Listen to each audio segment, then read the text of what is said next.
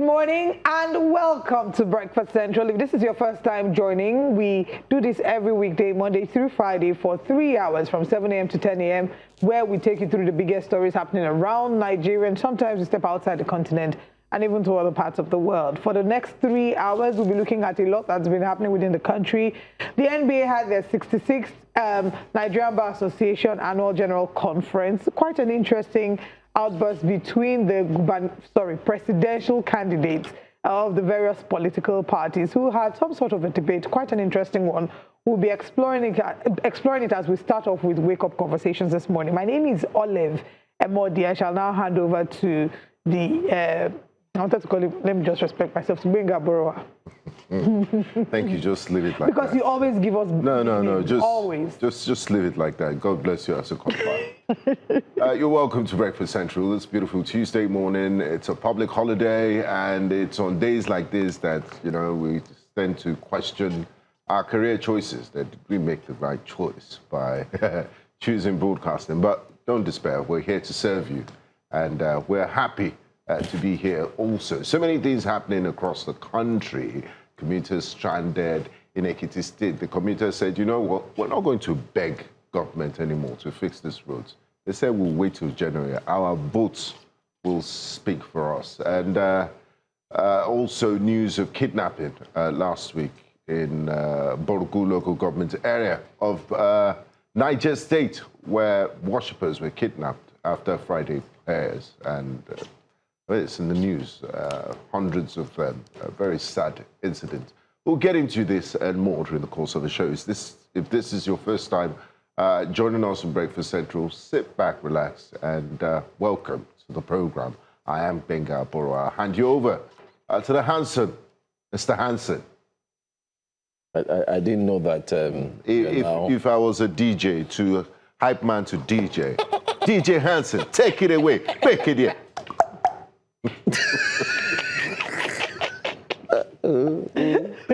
Bro, if I come back to this world, I want to be hype man. So you'll be shouting, back on governor! That's a political hallelujah boy. No, he's a political hallelujah boy. He's not a hype man. No, he's a hype man. He's a political hallelujah boy. What's the difference between that? What's the difference? Honorable Obayago. Oh, okay. Yes. They are different. Political hallelujah boys, they're hype men. Okay, hype men. Hype men are professionals. They make the club. So hype men is, for example, let me give you hype. They make it. All my 9 to 5 on a day. All my 9 to 5 on a day. Shake body. Today no be work. Hey, shake body. Olive, are you sure you did not do this work in Agbor? In Agbor nightclub? I think we know where Olive goes to. Olive, thank you for giving us Wow. So smooth, so good. I didn't even think about it. Just came. All my 9 to 5. All my 9 to 5 on a day. Shake body. Today no be work. I'm happy the MD is watching this. So we know where to. Next news. I think you should go to take 3. In case you said no work, I go to back up this one. But anyway, so hire me for your hype woman services. It's good to be back. Yesterday, if you joined us here on Breakfast Central, we had a very interesting guest who usually joins us regularly, Barrister Jide Ologun. And in his response to our conversation regarding the APC list that was released all through the weekend, over the weekend, he did say that he's expecting them to call it back because of the names that were found and spotted on that list. And lo and behold, just yesterday before we wrapped up the show, the presidency did call back the list, the presidential council list. Said that the president said they need to look at some names there. They have to add some, they may need to remove some, and then they took note of the names that did not make the APC look good. Names of persons who already have with questionable character and charges. So the reactions are indeed coming from left, right, and center. Everyone is saying, okay, why did you in the first place? What's the need to rush to put out a name? And some are saying no. And this is not some the are first saying no. time. Remember ambassadorial exactly, list. Yeah. Exactly. Some are saying you're not pulling it back because of those reasons. It's just because you've looked at the optics and Nigerians have showed you their body language. We are ready for you people. Yeah, but that like Benga has said, that has symbolized how the APC administration has been run. They release the policy. Take it back. Then after a while, there's pushback. You know, they take it back. However, some would interpret it as it being a government that is listening to people, in that when they kick back, they listen and they respond by doing what people say. For example, when they appoint the Minister of Youth and they appointed the various ministers and there was a pushback from Nigerians, that the APC government listened and said, you know what, Nigerians don't like this. Let's do some realignment. I see so. There's also the story of the... Anyway, we're going to get into it, especially on the bad roads. Benga has highlighted the Ekiti, there are many. In Ekiti, there's it's a different ball game. While the Edo bypass, Agbor Delta, a different I'm sure ball game. If Guinness Book of Record checks, it has to be one of the longest in the history of the world. Which one? That people will be stuck. On traffic. Edo. It's terrible. The Benin-Agbor corridor of the Lagos-Onitsha Expressway. We saw videos of people tweeting at us for days now. Travelers on that Benin-Agbor Road have been stuck in hours of gridlock, with some even feared and forced to create their own paths just to get through. Now, the situation has sparked outrage, especially after an FIJ report revealed that at least 1.46 billion naira was paid between 2021 and 2026 for maintenance, repairs and rehabilitation along the road. Former Anambra Governor Peter Obi has also weighed in, saying the journey from Onitsha to Lagos that should have taken about 8 hours has now stretched to almost 2 days, with travelers losing time, fuel and money along the way. His point is simple. Nigerians need existing roads fixed, not just new projects announced. But with billions reportedly spent on the Benin-Agbor Road, Nigerians are asking, how did we get here and where did all that money go? We're going to show you some of the videos, and then we'll come back and share our thoughts.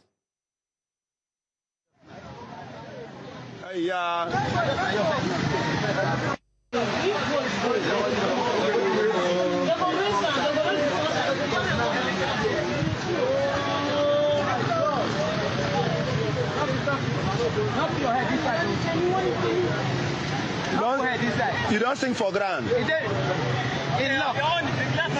In love.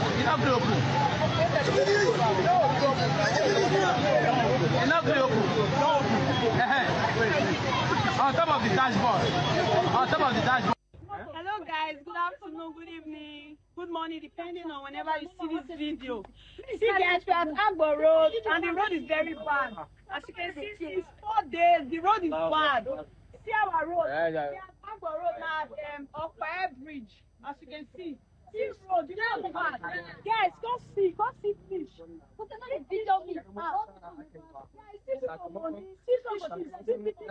Tinubu must go. Tinubu must go. See what he wrote. Tinubu must go. Whether you like it or not. How much you want to put this motor now? Say 11,000. Huh? 35,000 to put this motor.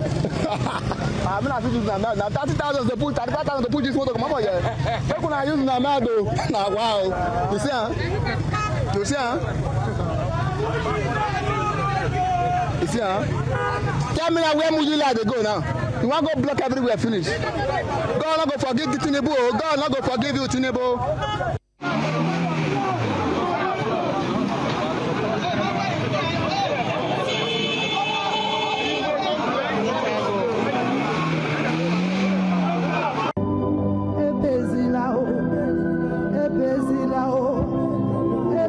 People, see road though. See Benin bypass road. See traffic. See road. You see people for road.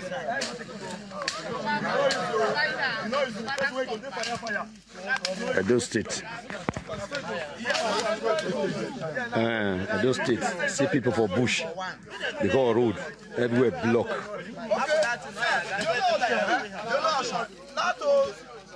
Go for small. Come outside for here. They shiny. They shiny. Motor with this bush now past 200. Because no road. The main road block. No road. No road. Edo State, no road.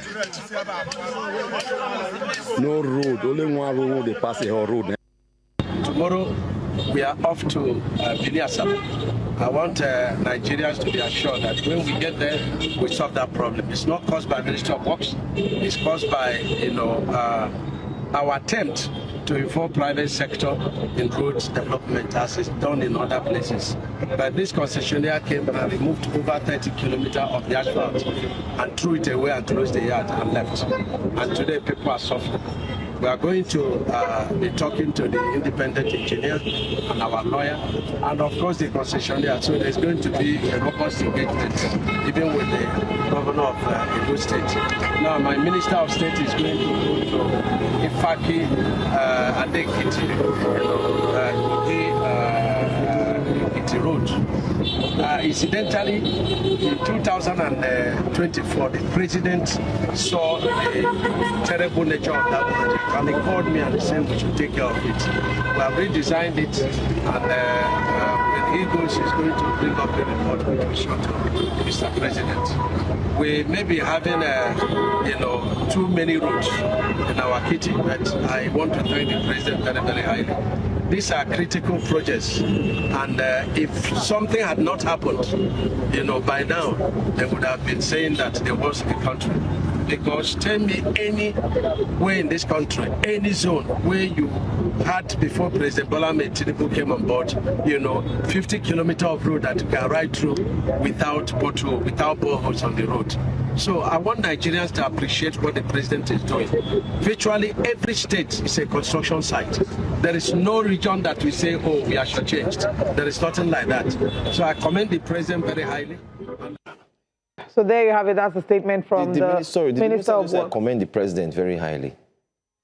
Maybe our producers should play that last few seconds. No, that's at the end. It just like political appointees always find any opportunity to praise Mr. President. It's a cultural and a religious thing. It's the same thing we see in churches. They will come to give testimony before they start. Say how to thank my man of God. Please go ahead. There was an Al Jazeera interview that was done in the Northeast, and the Al Jazeera correspondent engaged with a government official. The first thing he said is, I would like to commend Mr. President for appointing me.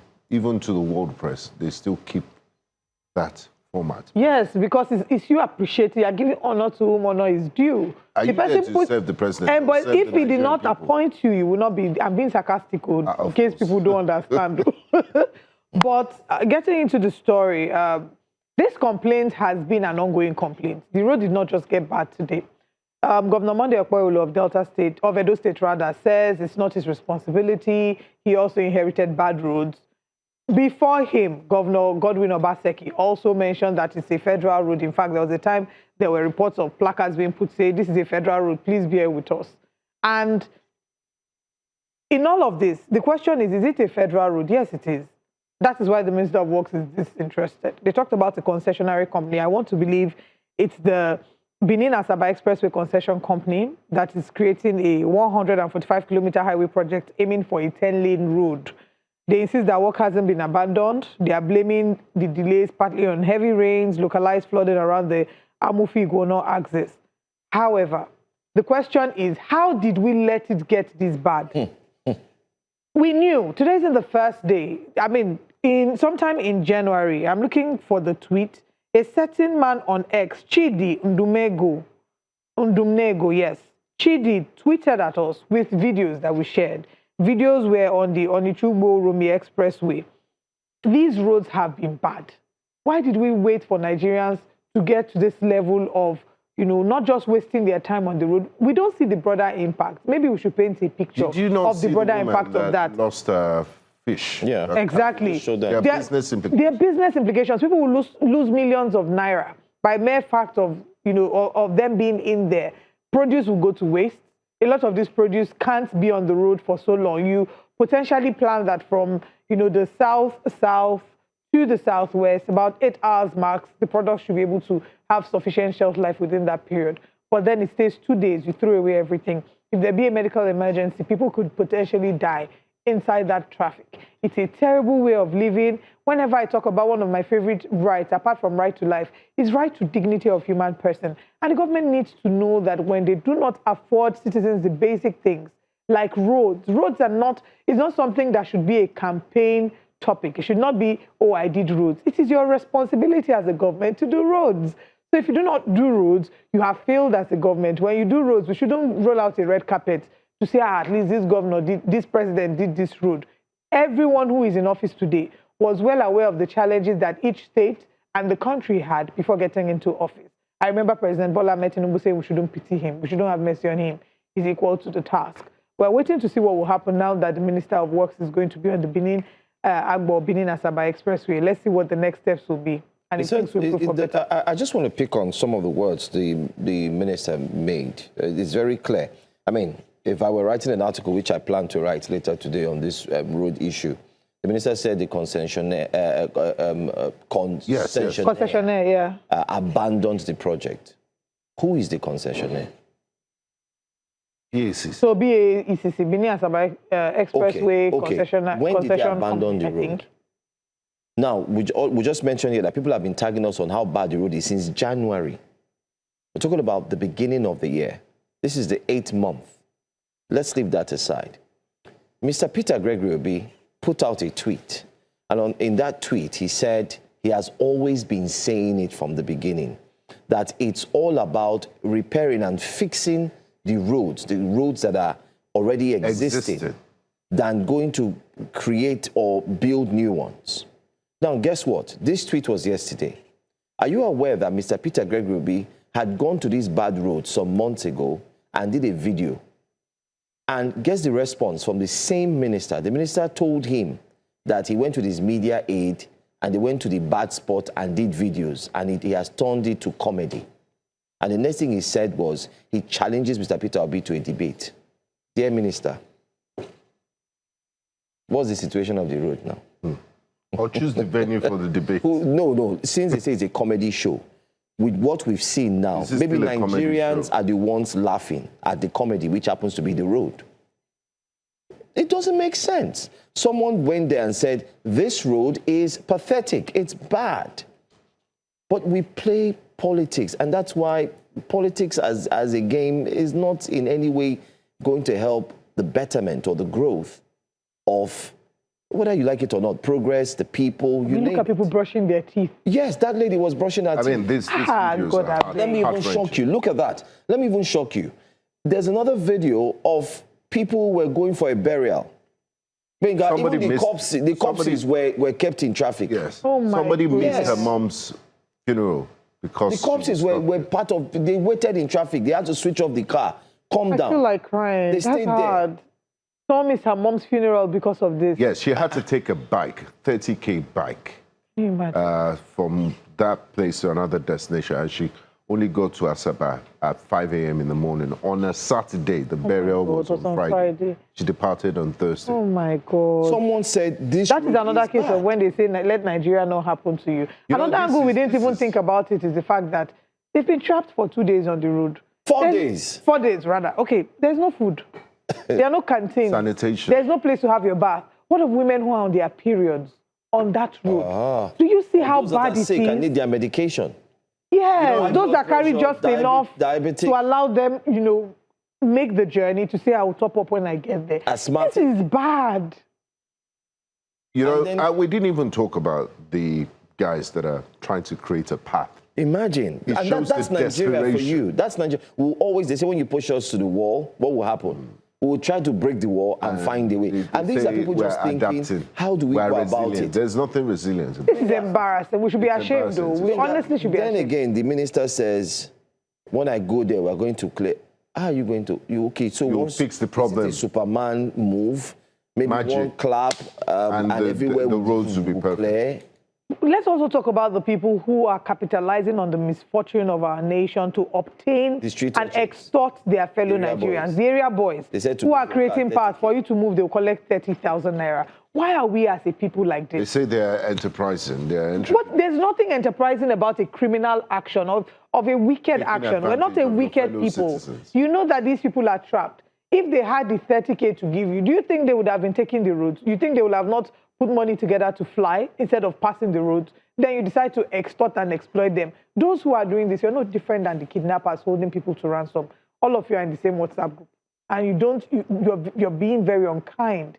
We've lost our values as a society. We've lost our morals as a society. We see a misfortune, any slight misfortune, we look for the best way to extort it. Somebody's car breaks down. you come to them because it's happened to me. Almost every Nigerian has experienced it. Your car breaks down. It's almost like, how dare your car break down? It's punishment for your car breaking down. They will come, they will gather you, they will ask for money. They will attempt to fix it. If you refuse, they will. So whether they fix or they don't fix, they must collect money from you. And they would oftentimes decide how much they will collect to enter into a negotiation with them. For what? What did they do? The reason why this thing happened is because of the absence of consequences. And I'm not just saying this because of the roads. It applies to every industry in Nigeria. Today, our focus is on the roads and the state of the roads. There's no incentive to do the right thing. Nobody is going to be fired for putting Nigerians through this hellish experience. No one is going to be fired. And that's why these things repeat themselves. Just imagine what your fellow Nigerians had to go through in the last few days. You can't just look for a fall guy and say it's the concessionaire.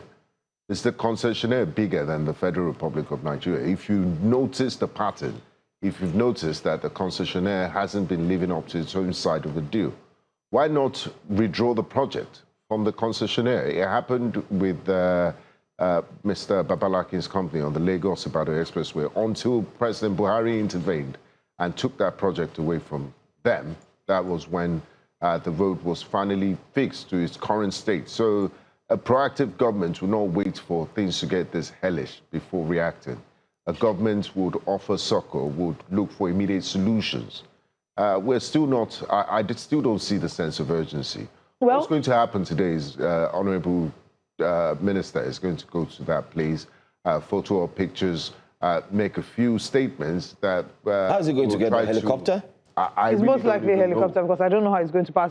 But I don't know how it's going to do it, but I want to have faith. Remember what happened with Independence Bridge in Lagos, where the state government had told us they would close it from 1st of April, I believe, to the ending of May. So it was going to be an 8-week closure. Then we experienced that 7-hour traffic gridlock that you and I spent hours trapped on the island, forgetting that that bridge is a nerve point in Lagos. And in what they had said would take 8 weeks, the Minister of Works had it fixed in 24 to 48 hours. And we're able to use the bridge again. So let's pray that they'll perform that kind of magic. It's not possible, scientifically. Look at the stretch, look at the length, look at the level I don't know what they will do. I'm just trying to have faith. And then the concessionaire, don't you look at weather patterns? And it's not an excuse.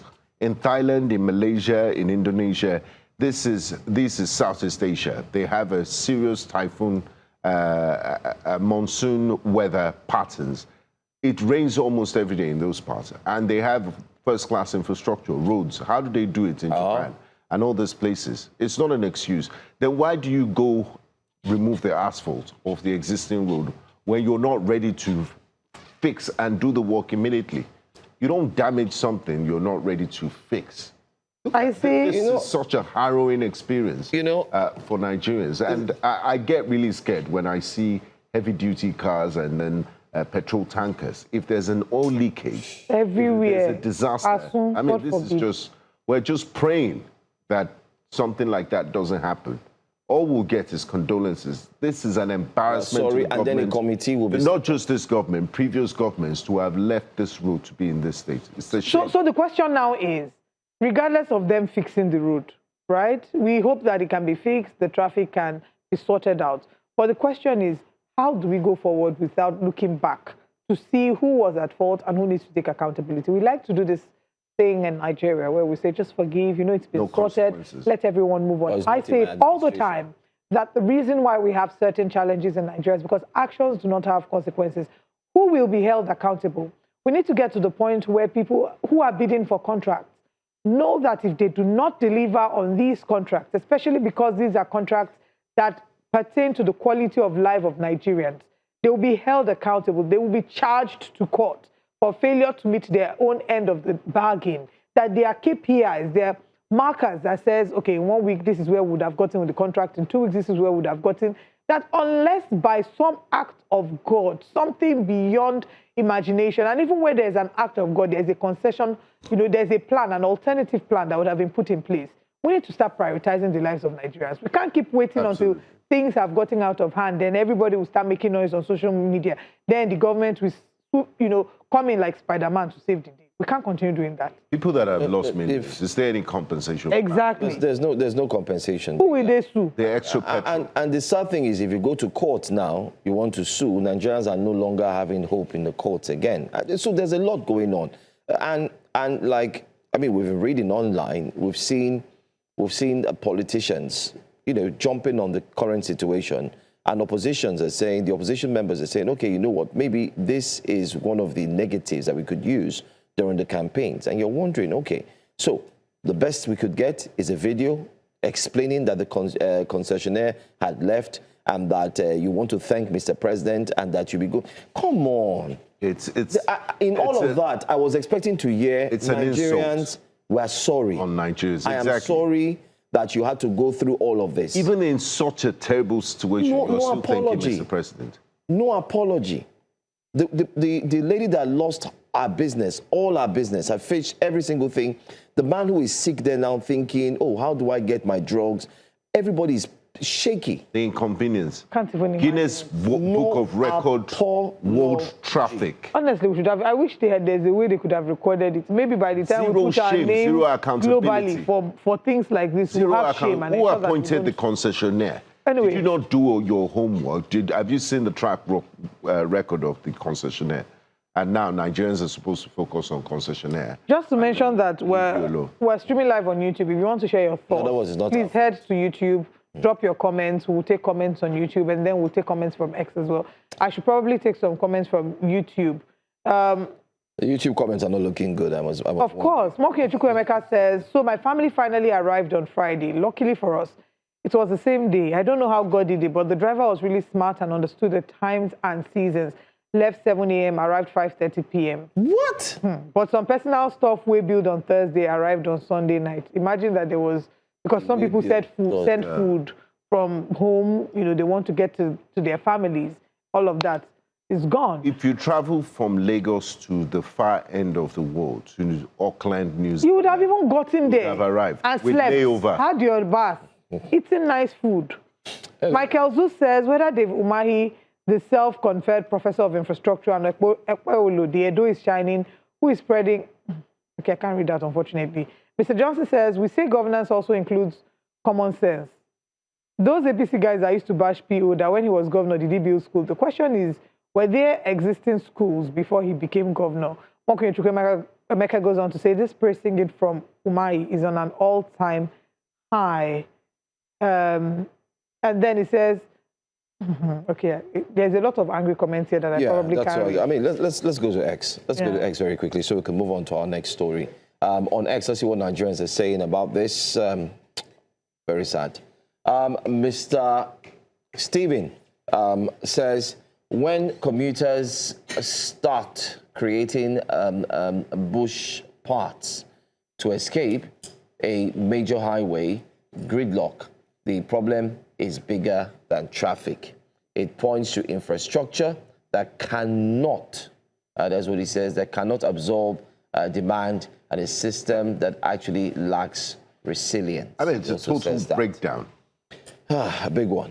With something as painful as this, I wonder how APC politicians plan to convince majority of Nigerians to vote for them this time. What more can ruin their campaign more than this? It will do you like a dream. Well, I want to ask you, do people remember their days in Egypt?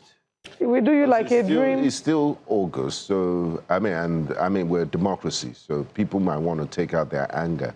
The polling unit. So January elections. Would you remember what happened to you in August? Will you remember your days in Egypt?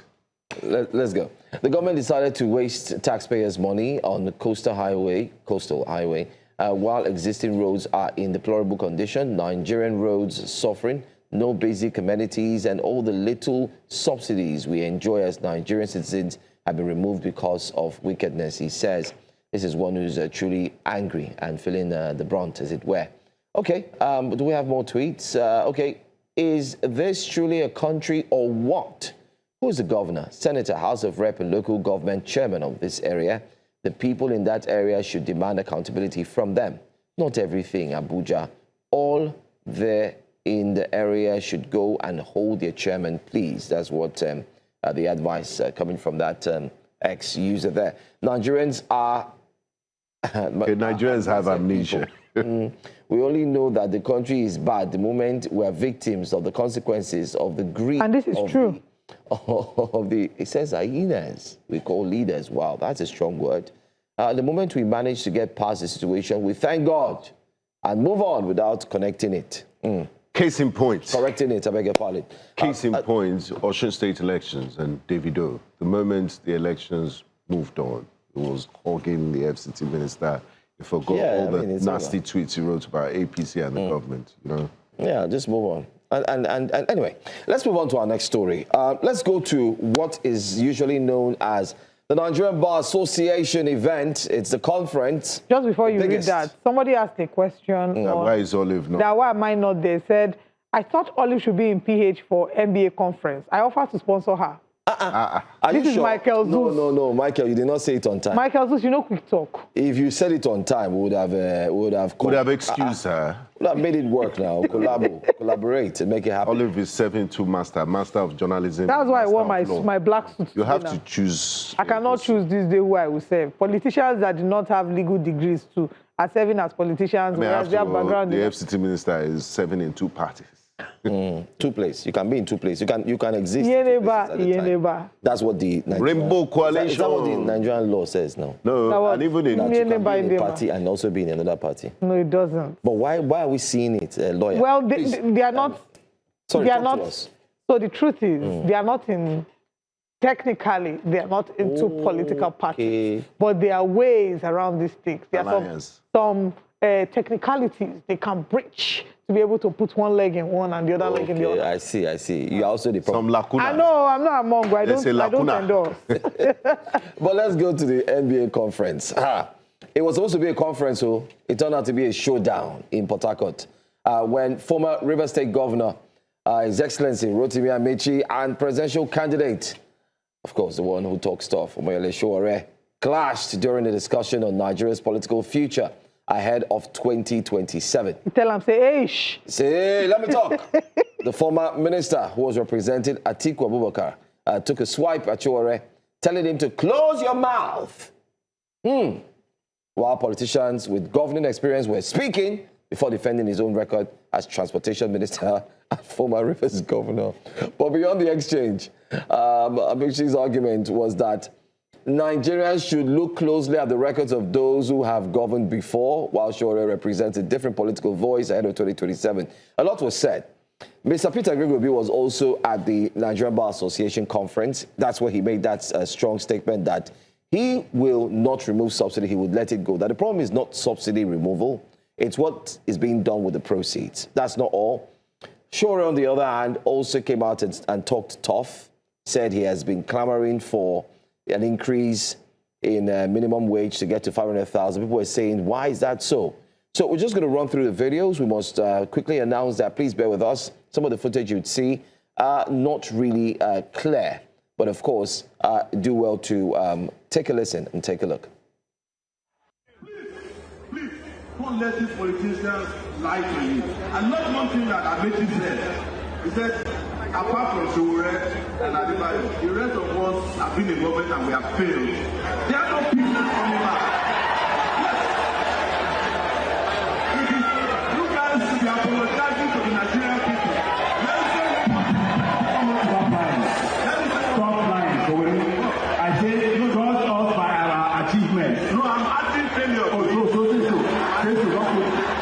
One other thing I want to say is that when it comes to subsidy, right, transportation policy is important.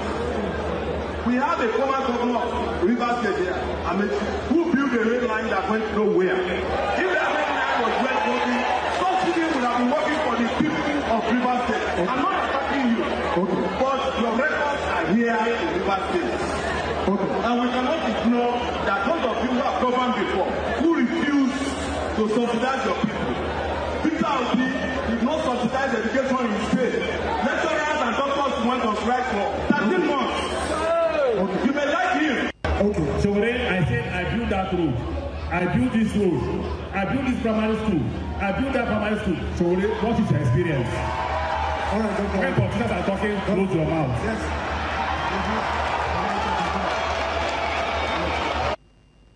I will do all soldiers from roadblocks. Go back to your barracks.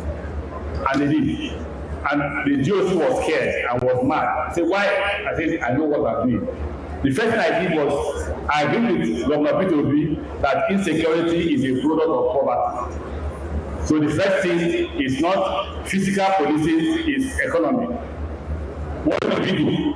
We decided to build over 500 primary schools. For each primary school, we employ 50 persons.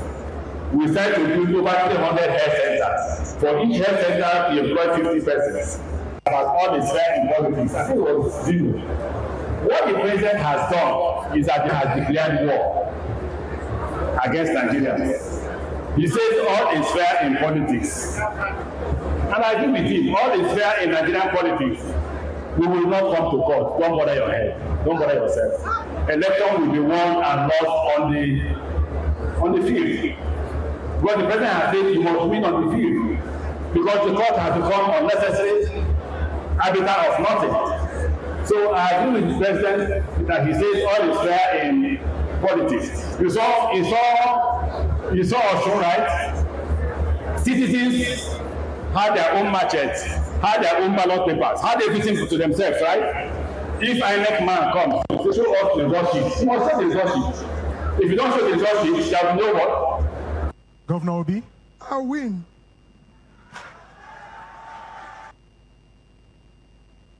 Governor Obi? I win. Governor Peter Obi?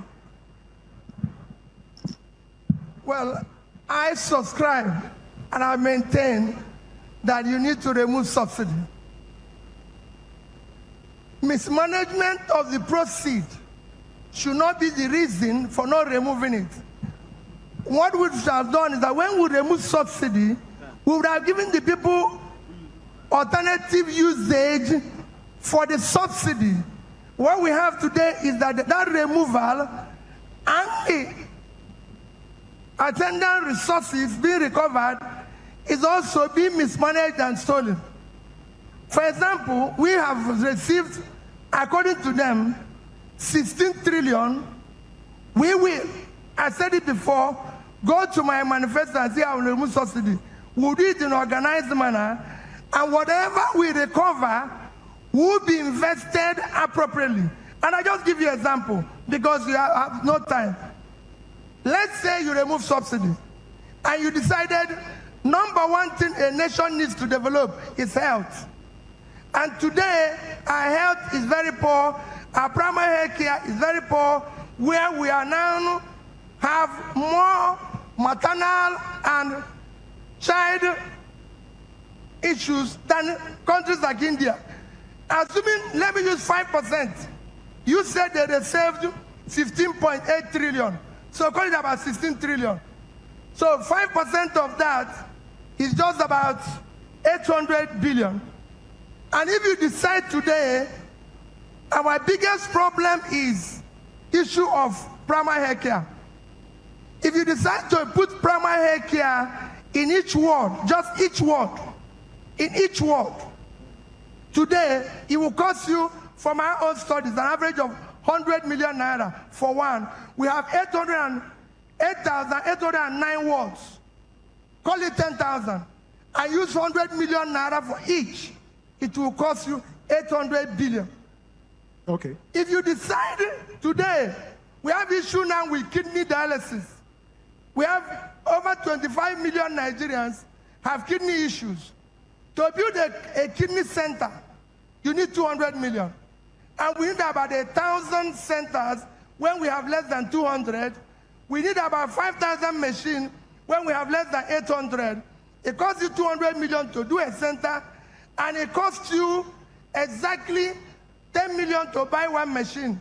So you need 250 to set up a 5,000 machine center, 1,000 center, and it's only 250 million times 1,000 is 250 billion.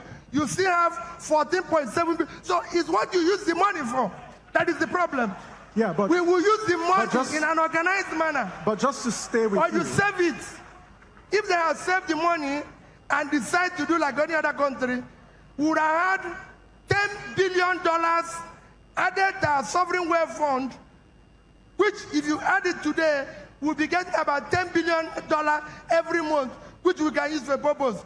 So don't say because people use the money they're supposed to utilize very well for party, and you say, no, we should bring back. What I've said is that people in government have asked Nigerians to fast. Okay. They cannot be feasting when Nigerians are fasting. Yeah, but Governor Peter Obi, the government will tell you, let's stick to with health.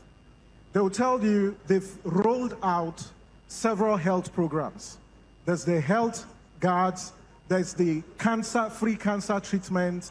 There are several health programs I that can the tell you government has there's rolled none. I'm going around. I don't believe I physically go around. And I can tell you, we have less than 10 cancer centers in the whole of Nigeria. Okay, so the NBA yesterday was, it was full of drama back and forth. Former governor as well, Mr. Donald Duke, actually spoke yesterday.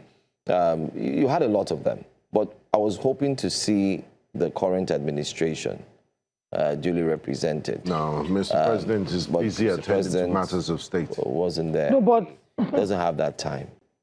Olive, there's a lot. Yeah, but Donald Trump, in his very busy schedule, he's even busier than President of Nigeria. Still, how do you know? How do you? Benga would die. It has time. It has. We're talking of a superpower here. It has time for rallies, for different, and it talks to journalists almost on a daily basis. Almost every week. So at least if he not talk to you every week, he will talk to you on Truth Social.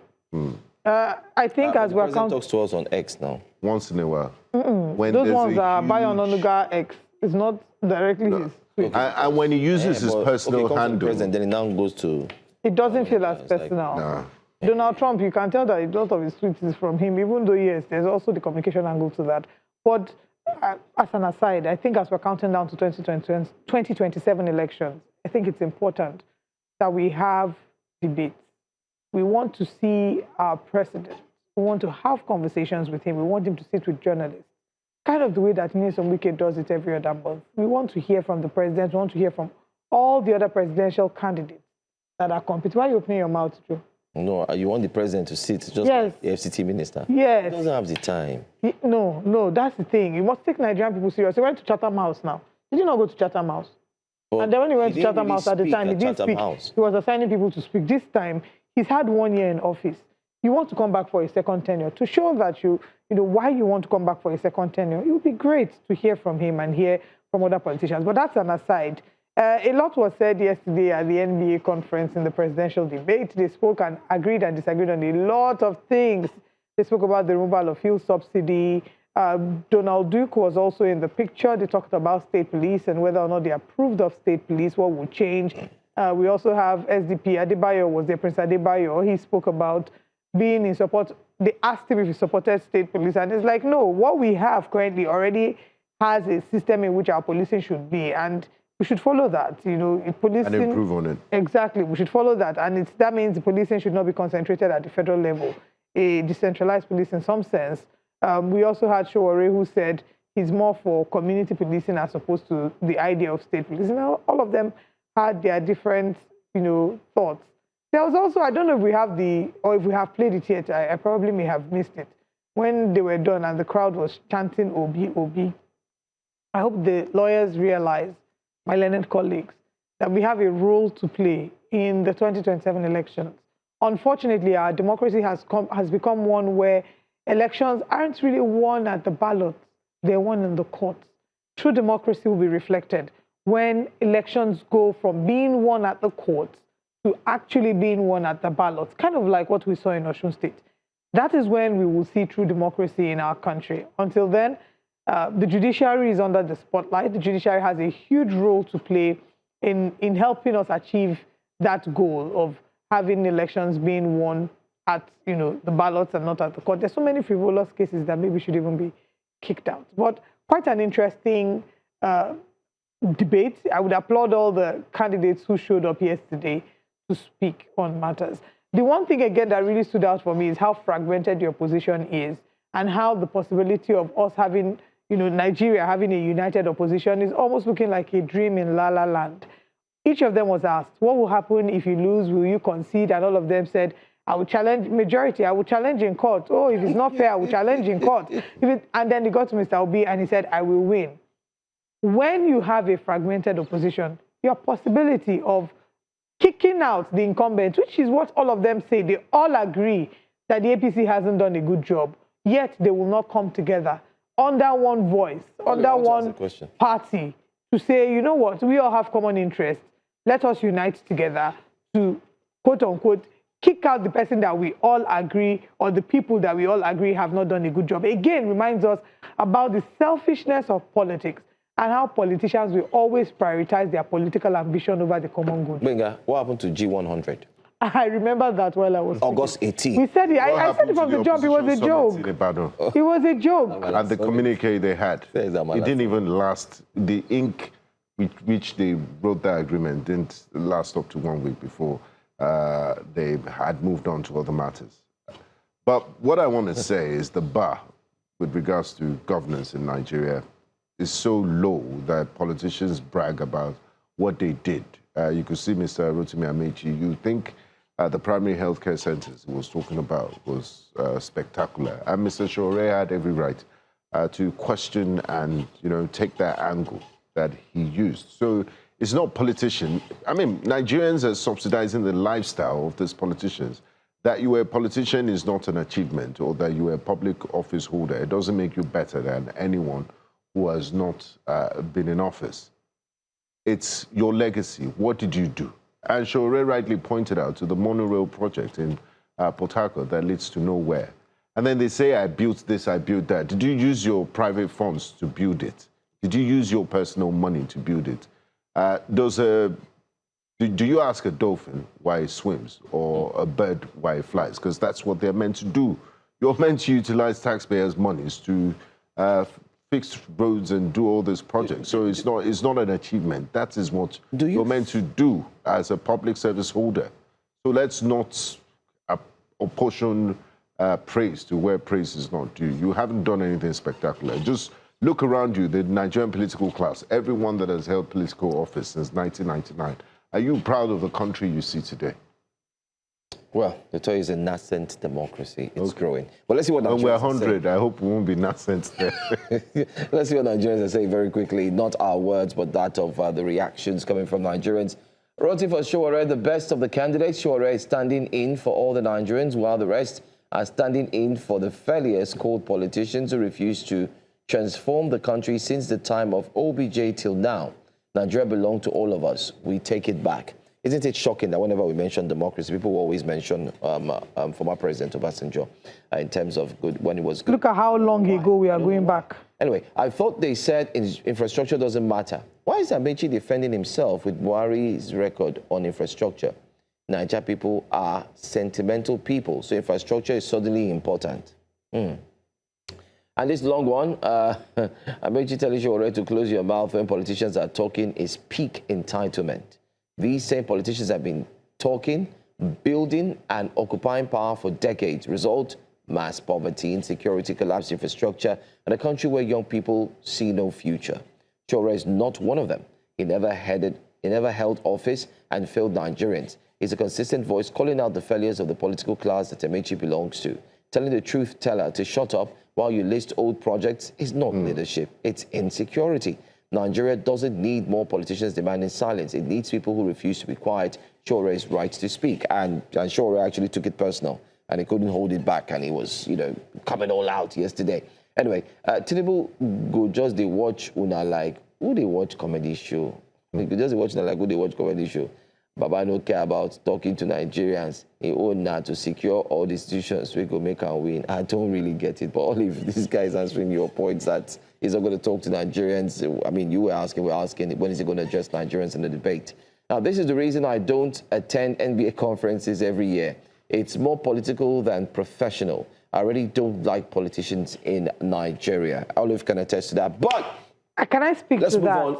let's move on to our next just story. In 30 seconds, just mention that it's easy for you to say that NBA has become more political than professional, but the truth is you cannot, at this point where our politics has gotten into, you cannot divorce the NBA's conversation from political conversations, because when these politicians lose and want to challenge whoever is in power, they will come to use the lawyers. They would ask these lawyers for representation. The judiciary, in some measure, will be there as well. So, no, the NBA is a key part of the conversations. I beg to differ. All right. Anyway. The lawyer has spoken. Take note. She's the only one that has a right to. It's family matter. It's family matter. Exactly. Let's just maintain our. I don't know what happened. It's our tea this early. We would have just been sipping our tea and say, okay, ride on, But let's go to another story, Olive. This one. Let's just mention that a lawmaker in Nasarawa State was shocked. Yes, he was completely shocked. Now, it was in a video that circulated online where a Nasarawa lawmaker decided to pay a visit to a medical center, a hospital, in which he had donated, equipment, namely bed, electric fans, ceiling fans, and so on. But to his surprise, after the donations were made, this lawmaker decided to pay a visit to see how his donations are indeed helping patients and the people in Nasarawa State, particularly the hospital, and he was shocked. Just take a look at this video to show how his reactions are. And then we'll come back quickly to see why this is very important to look at, especially on Wake Up Conversation.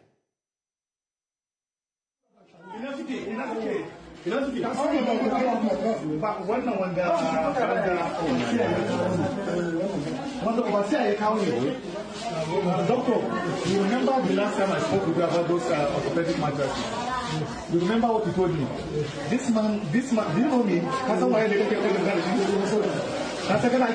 the table, don't allow me to be very upset with you.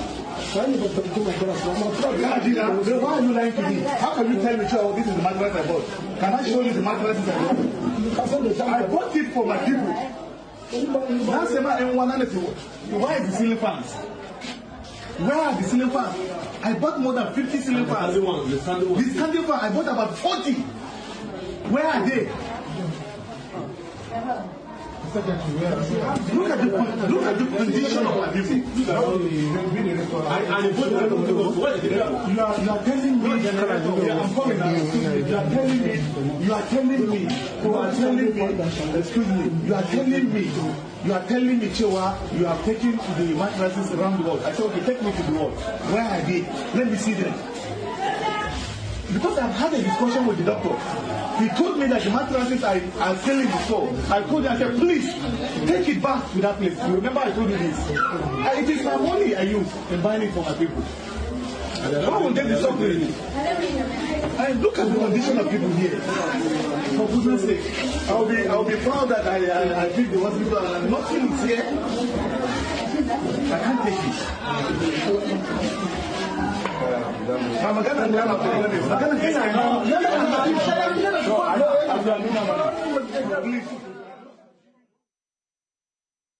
We're told that it is Omoyele General Hospital in Nasarawa State, and the lawmaker there saying he donated 50 ceiling fans, 40 standing fans, 50 orthopedic mattresses, and yet he cannot find a single one. And he said he used his own personal money to purchase those items and equipment to donate to the hospital. And he's shocked that upon his visitation, all the equipment, the items did, you get it? Yes, I mean, I think he should involve law enforcement in this country at this point. So it's not to come to the media and say, I mean, it's a good thing that he's highlighted it, but these are just some of the issues. And it's not just, I'm sure this happens in many parts of the country. It's just brazen theft. It's simple theft. And people should be answerable for it. You can't, these things cost money. Yes. And he donated them to offer succor to patients that use the hospital. And for it not to be used and to have been stolen means there's a crime that has been committed. So therefore, involve the Nigerian police force and let them fish out those responsible for it. And there should be consequences. All the Like I people that said are acting before, innocent. The reason why we're where we are today is because of lack of consequences. Actions have no consequences in Nigeria. It continues. And you know the funny thing, just to mention, when I saw the video yesterday, I said, it starts from the top. If you set an example as a leader, there is no way you would expect your followers to actually act differently. I mean, we read about... Remember body language. Yes, body language. I agree. We read about great leaders who have inspired people to be great themselves, even from the biblical aspect, even down to the Quran. You read about that. If these leaders did not set a good example, if they were found to be touts, criminals, you think who do you think they're going to raise? So I'm pointing it back to those at the top. When they hear that social person pilfered 585 million naira into a private account and nothing was done to that individual was seen coasting, living La Vida Loca on social media. And even added to presidential campaign council. And the person was granting interviews.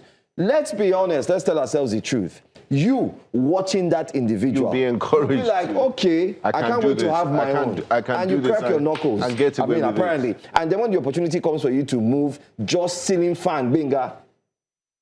Even bread. So, I mean, it's just, you've talked about at the highest level. I'm going to talk about the lower echelons of society. There are things that I don't ever look away from. You see, lies, stealing, I cannot stand it. Because I feel that who will lie easily will steal. So the moment you start to find patterns like that, let there be consequences. You notice that somebody is stealing from you. In this case, for example, does the hospital not have security guards? Find the security guards. Does the hospital have, and that hospital does not look like what has CCTV cameras. I hope they do. But investigate, and whoever you find to be culpable, there's no I'm sorry, there's no forgiveness. You let them go.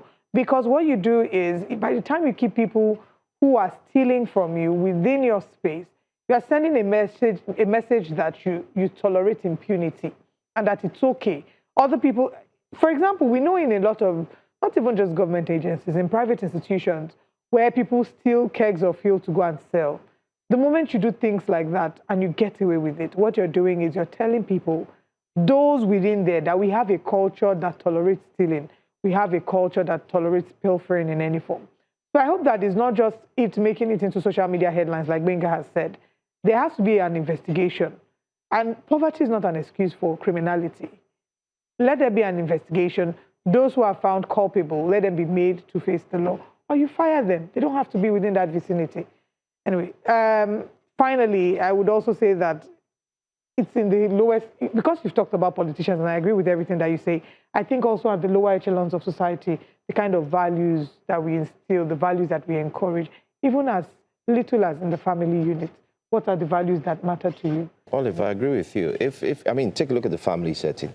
If a father sets a very bad example in terms of value and everything, it trickles down. The children watch and say, okay, that doesn't say anything wrong in what he's doing. Therefore, they perceive it to be normal. And it's going to take a lot of, not just detergent, not just a lot, not just perfume. We need to sensitize. It starts from the top. Then it will now come down. Because the truth is, as much as I agree that our leaders have a huge role to play, but our leaders are primarily Nigerians, and oftentimes they will tell you that the leaders that you have come from, you know, the people that, from the Nigerian citizens. Anyway, these are the stories that we've looked at this morning on Wake Up Conversations. Let's share with you what our top stories today on Breakfast Central are. This morning on Breakfast Central, our top stories, we'll be looking at former President Atiku Abubakar makes U-turn, proposes restoring fuel subsidy. This is, of course, after the backhill of the government saying they've saved 15.8 trillion naira. Controversy trails NRS Chairman Zacch Adedeji's inclusion in Tinubu Presidential Campaign Council. Ogun APC clarifies Olamilekan Hunye's status, endorses Yayi for governorship. Governor Peter Obi sent to revise funds management laws. We review the front pages of the papers with our analysts, with you as well. At that point, we open the phone lines. Stay with us.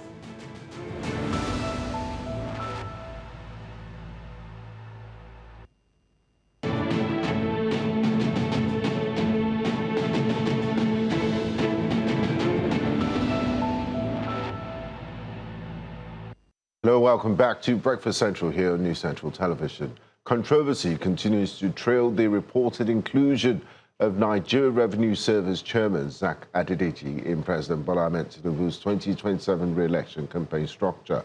Development has drawn criticism from opposition figures, with former Senator Deno Elaye reportedly heading to court to challenge the appointment and question the involvement of a serving public official and head of a major revenue-generating agency in partisan political activities.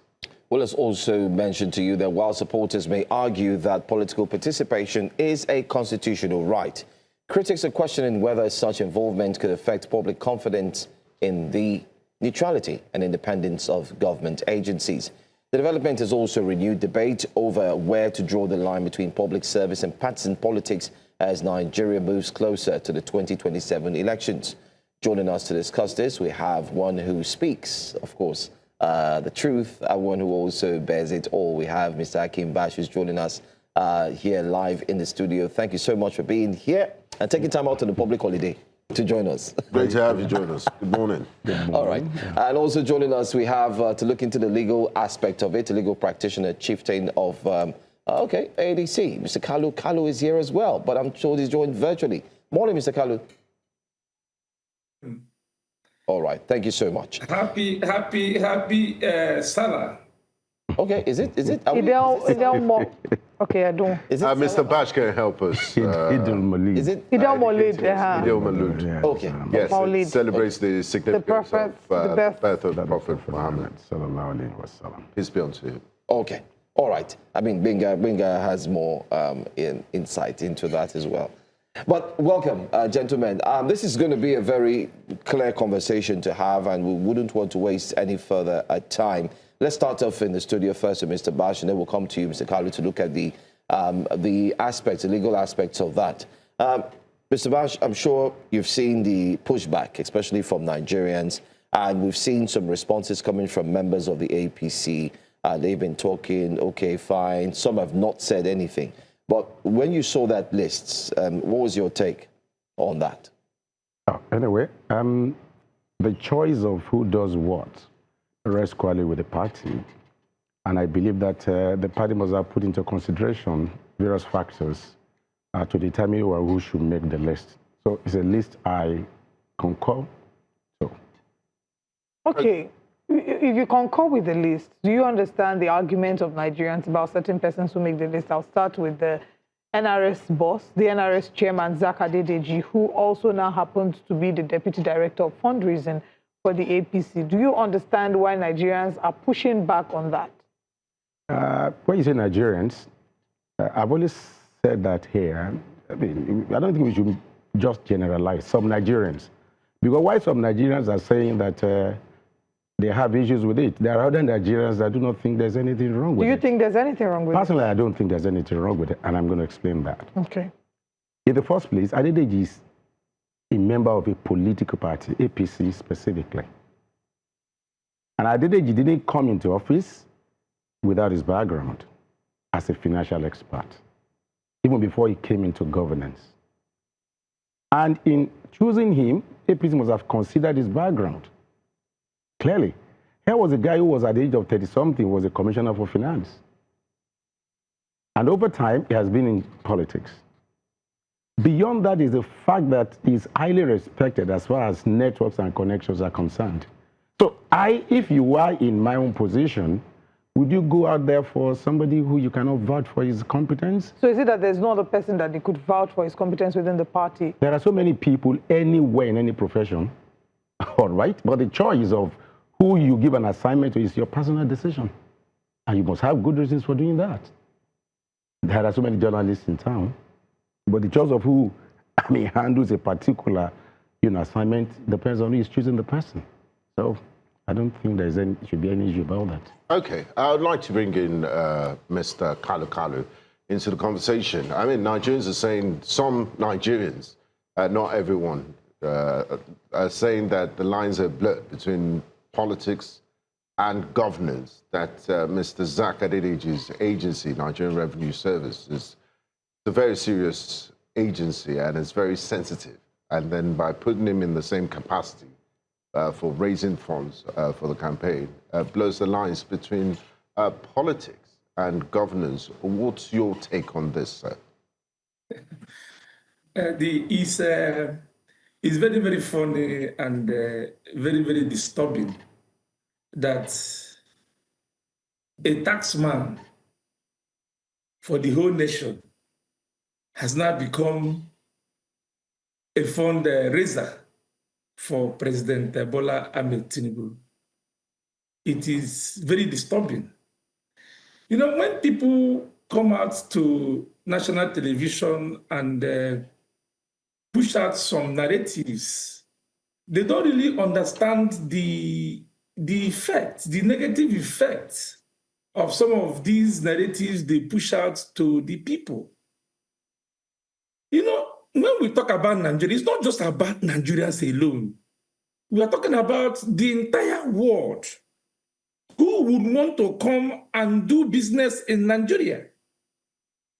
That a taxman, the man in charge of the revenue of the nation, is now part of the fundraising committee of a political party for a presidential election.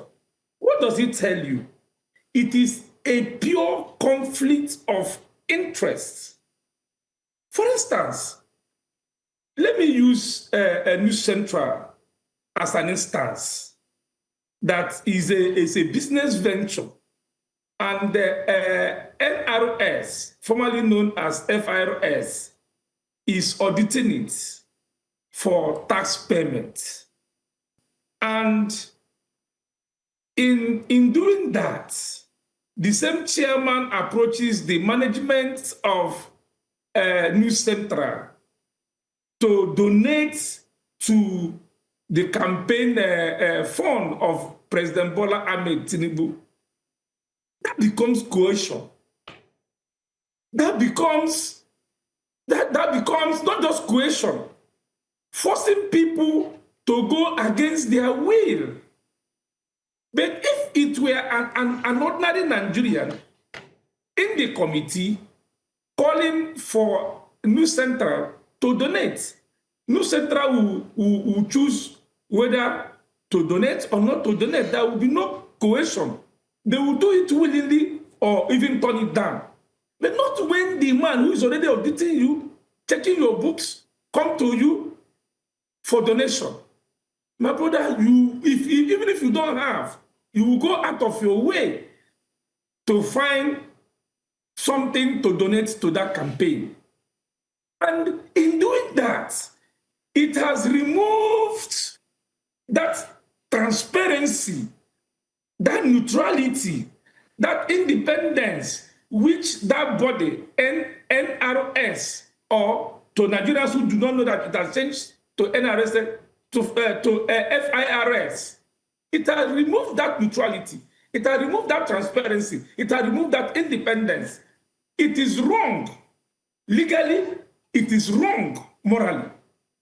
You know, when we have laws, our laws are very clear on the involvement of a public servant to partisan engagement. We have the Code of Conduct law that prohibits a public servant from getting involved on issues that will conflict with his public duties. The involvement of the chairman of defunct FIRS conflicts with his public duty as the head of revenue generation of the nation. It conflicts it. There is nothing you will tell any Nigerian to have a different view about it. Nothing. Nothing. Even the public service rules, France at it. So any person coming here to tell Nigerians that he's a politician, that he got to where he is through political engagement, yes. If he wants to still continue on that trajectory, let him resign from that position and go back to his former position as a politician. But as long as he is in the service of the federation, more especially as the one who collects revenue for the federation, he cannot in one breath be collecting revenue for the nation and in another breath be collecting money, raising fund for the presidential fund of President Bola Tinubu. Okay, Mr. Kalu. And the Electoral Act also, for that we should not use government institutions to raise funds for political engagement in any form. Both the Constitution, the Electoral Act, and the rules of engagement of public servants. In all, put them together, read them together. Okay. They are against the appointment of Zacch Adedeji as the chairman of NRS. It is illegal and it is unconstitutional. Okay, all right. Thank you, Mr. Kalu. Let's go back to the studio now. You said you've looked at the electoral laws. You said it is unconstitutional. I just want to ask, maybe has the APC looked at the constitution that borders on a public servant? Yeah, especially one that handles a very major... Don't worry yourself. I mean, all this emphasis, we should stop it. I heard one of you said a very important agency. I think we need to create a basic platform. Every agency of government is important. The issue here is... sensitive. We're talking of people's taxpayers' money. Don't bother yourself. And a new tax law every agency of government handles one thing or the other for purpose of citizens, welfare. So what I'm saying is that the issue here is whether Adedeji, you or any public servant can participate in an ad hoc responsibility. You see, I am not an armchair critic or a contributor. And I expect too that at your own level, before now, you must have gone into the books and see where all those claims is making. Where in the Constitution that says a public servant cannot play politics? Where in the Electoral Act can he say that? Supreme Court has even ruled that civil servants are not excluded from politics. That's another thing. Another point is this. Zacch Adedeji is not a regular career officer. He's a public official appointed for a particular term. So there's no way you subject, the standard rules governing career civil servant with a political appointee. He was a politician before he was put in there. And you see, when you talk about all these, making references here, I would like the gentleman who is a lawyer. There are different lawyers anyway. I mean, if every lawyer that speaks, I should be believed, there will be no need for different lawyers, are defending different subject matters. Okay, so what I'm saying is that the Electoral Act, I don't know where it is written, that a government official who is a politician cannot play the role his party assigns him. That's number one. Okay, beyond the legal ramifications, looking at it from a moral perspective, and also the act of even carrying out his duty. Yeah. This is a full-time job. His job as DG of NRS. And also, the president's ambition to return to office is very serious. So how will he... I can't work in News Central and go and work in Arise Television with the same gusto and the same level of professionalism. They are different things. No, please. How can you say you can't leave News Central to go and work in Arise Television? What comparison is that? Conflict of interest? There's no conflict there. There is. There is. That's your assumption. It's not as... No, you see, why are you making conclusions? You are journalists. You're supposed to listen to people. Why is there a conflict of interest? Can I ask you a question? Can Adedeji still not play this role? This assumed role. Effectively, Just 1 minute. Just 1 minute. His role as a deputy director in a campaign of his party, even if it's not mentioned there, can he still not use his connection? But APC has come into the public. We're engaging this person. There are so many other people. It's not the only one. There are other people in positions, you understand, that are doing this. So why should there be a conflict? Okay, so... Excuse me. FIRS is an established body. NRS. No. NRS, Nigeria Revenue Service. It's an established organization with its code of conduct, with its principle and practice. You understand? Are you saying that because he's now a member of a campaign, which is an adult campaign, all those things guiding the functioning of, you know, what do you call it now, NRS, will not be truncated? Is that what we're saying? He also mentioned that, forcing people, do they even know the modus operandi of the operations of these people? Is there any case that he has forced any company to come and donate? Well, we are assuming that that is what is going to happen. These are assumptions I do not see. And for me, Zacch Adedeji must even be on his toes anyway, that nothing must go wrong. You understand? Because now he's in the public domain, that he has a role to play in the campaign. So himself would know clearly, and people would be out there to really look into details of how they operate. So I don't think there is any conflict. Okay, so let's talk about, whilst we may not agree on Zacch Adedeji, the optics for a number of people don't look good. And no one is saying that Zacch Adedeji cannot do the job or he's not qualified to do the job. It's the optics as to how it will look that the person who is in charge of Nigeria's revenue is now also in charge of fundraising for the APC's Presidential Campaign Council. It's not a good look, but we can agree to disagree. Let's move on now to Betta Edu. We recall how Betta Edu's ministerial appointment was terminated because of the allegations of corruption.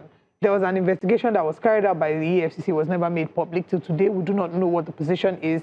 Yet, she's a member of the campaign council. In fact, she's been made she's in charge of women's, I can't remember her particular portfolio, but she's in charge of women, right? Yeah.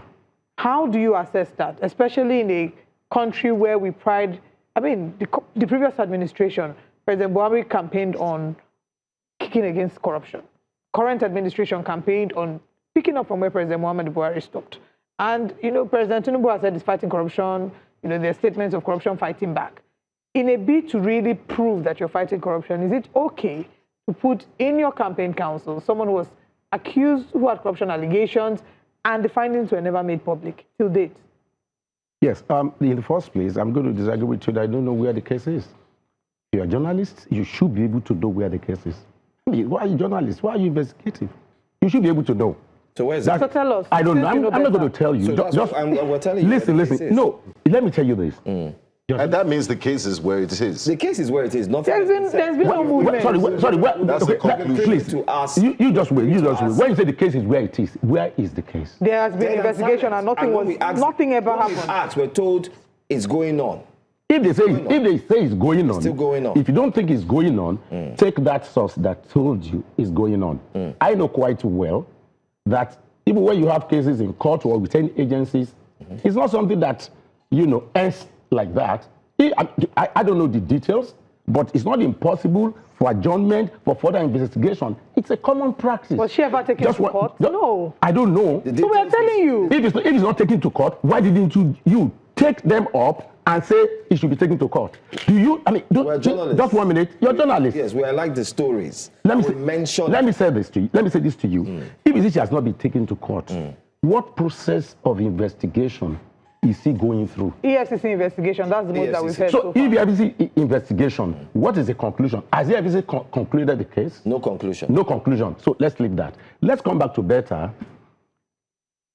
Whether the inclusion in a campaign, that's got nothing to do. And I'll say this. But she was fine. Just 1 minute. Just 1 minute. 1 minute. When you commit an offense, there are penalties. Isn't it? Because it was accused, it was removed from office. What about the state? Just 1 minute. Just 1 minute. To the people? Just 1 minute. Let's take it one after the other. When somebody offends, there are penalties. So after you have been penalized for the offense you committed, what are you saying? That the person should perpetually suffer the same conviction which he or she has been penalized for? I mean, if your son or your daughter offends you and you punish her for whatever offense she has committed, will you not reject her? Mr. Bash, 585 million naira moved from government account to a private account. Yes. Is that a little thing? What are you saying? Number one, after she did that, what happened? The first thing was to remove him, which is a penal, which is a penalty. What is supposed to follow through? Whatever is going to follow, I'm not a lawyer, I'm not EFCC, Do you get that? So is this not rewarding her for her bad behavior? What do you mean by rewarding her for her bad behavior? Because she was removed. Are you suggesting that because... Okay, if she didn't do anything wrong, just 1 minute. Should have been Just left 1 as a minute. minister. Just 1 minute. Are you saying that because she offended and he had Not offended. She committed... That is an offense. Yes. Committed an offense. Yes. She offended. Okay. Let me use your language. She committed an offense. Okay. And in the first instance, she has been removed from office. That is a penalty. Are you not saying... That's a party penalty. Is it party that removed him or the government? If I still... let me explain. No. Just 1 minute. Let's get a lawyer. We're going to go... Let's get it right. Yes. The party was not removed. The government, the government put him in an office. She was a government official. Yes. Isn't it? Yes, she was. That's government of Nigeria. Yes. Leave party alone. She offended. Yes. Because she misused her position. And in the first time, she has been removed from that position. One. That's a penalty. Are you not saying because of that she should not live her life again? Are you not saying because of that she should not be a member of a political party? So Mr. Bash, this is what we talked about when we started the show. So are we saying that people can actually engage in such offense? Yeah. And all they get is just so if your friend here in Arise Television, would that stop you from doing your job elsewhere? Can I mention in response to that? If I move anything close to this, I would be in response to that. No. Our duty here is we are a private enterprise employed by a private organization to do job as media. That does not in any way compare to somebody who is serving with taxpayers' money. What as Betta's appointment in a political party? What has it got to do with the issue you're talking about? It has a lot to do. What has that got to do? It reflects a lot about the party in itself. Leave that Let's bring in our guests. Please, leave that reflection. Yeah, leave that reflection. Also, Ngozi Olejeme, who was criticized, NSITF from 2020. Committed an offense as well. Look, why are you interested in the way a party manages its business? That should not be of interest to you. Especially because the party is the one that is the incumbent and the ruling party. Let's have Mr. Kalu respond. You've heard his position regarding Betta Edu, Ngozi Olejeme. Let's hear your response. In Nigeria today, there is this cliche that once you join APC, your sins are forgiven. That is exactly what is playing out in Betta Edu and Ngozi's case. Because all the crimes committed by these two Nigerians till today, nobody knows anything about these cases. And it doesn't surprise me. I don't say it doesn't surprise Nigerians, because that cliche still stands in Nigeria today, that once you join APC, your sins are forgiven. That is exactly what is playing out. Imagine if these two individuals are in the opposition political parties. Imagine what will be their fate today. RFI that was picked up since February this year is still in detention, languishing in jail, and somebody's case was established. Somebody's stealing was established, and by Mr. Akin's Bashir's saying this morning that the first punishment was to remove her from office, which means the government of Bola Ahmed Tinubu knew they actually stole, and high government officials were named in that controversy. Until today, nobody hears anything about it. That's to tell you the kind of government we run. They don't care about what Nigerians feel. If you're a criminal, you are part of us. Whatever social vices you are known for, you are part of us. Why wouldn't it be like that? Till today, the man at the helm of affairs, Bola Ahmed Tinubu, till today, we are asking him to show us his primary school and secondary school certificate. Till today, he has not brought it out. So what do we expect from such a government? So it is not left for Nigerians to take a decision and pay these people back in their wicked ways. These people are wicked. Very, very wicked. And I repeat it, very, very wicked. And when somebody is talking about Mr. Zacch, that there is nothing wrong in his appointment into a committee to raise funds, do you know why you bring people into such committee? First of all, to identify people that have the capacity to bring money. And this is a man that has the data of all rich Nigerians in his palms. He knows all the rich Nigerians in his palms, their contacts. So with such data in his disposal, he can reach anybody in the country. So using government facilities, government resources to generate funds for a private individual, that is wrong. But that is why the Code of Conduct Act. But Mr. Kalu, if you can hear me, Section 40 of the 1999 Constitution states that everyone has the freedom and right to, associate. You have the right to be part of a political party. You also have a right to create trade unions. Also, you have rights to engage in personal collective interests. So doesn't that also shield him? Because he has his freedom, according to Section 40. And there's a case of Balarabe Musa in 2003, where the Supreme Court also ruled that, he has his right to associate. He has his right for freedom to engage. No. Some of these provisions you people read or bring up, they are not absolute. They are not absolute. The same Constitution that made provision for Code of Conduct has a provision that says once you are a public officer, you should not get involved in activities that will bring a conflict of interest. You read it holistically.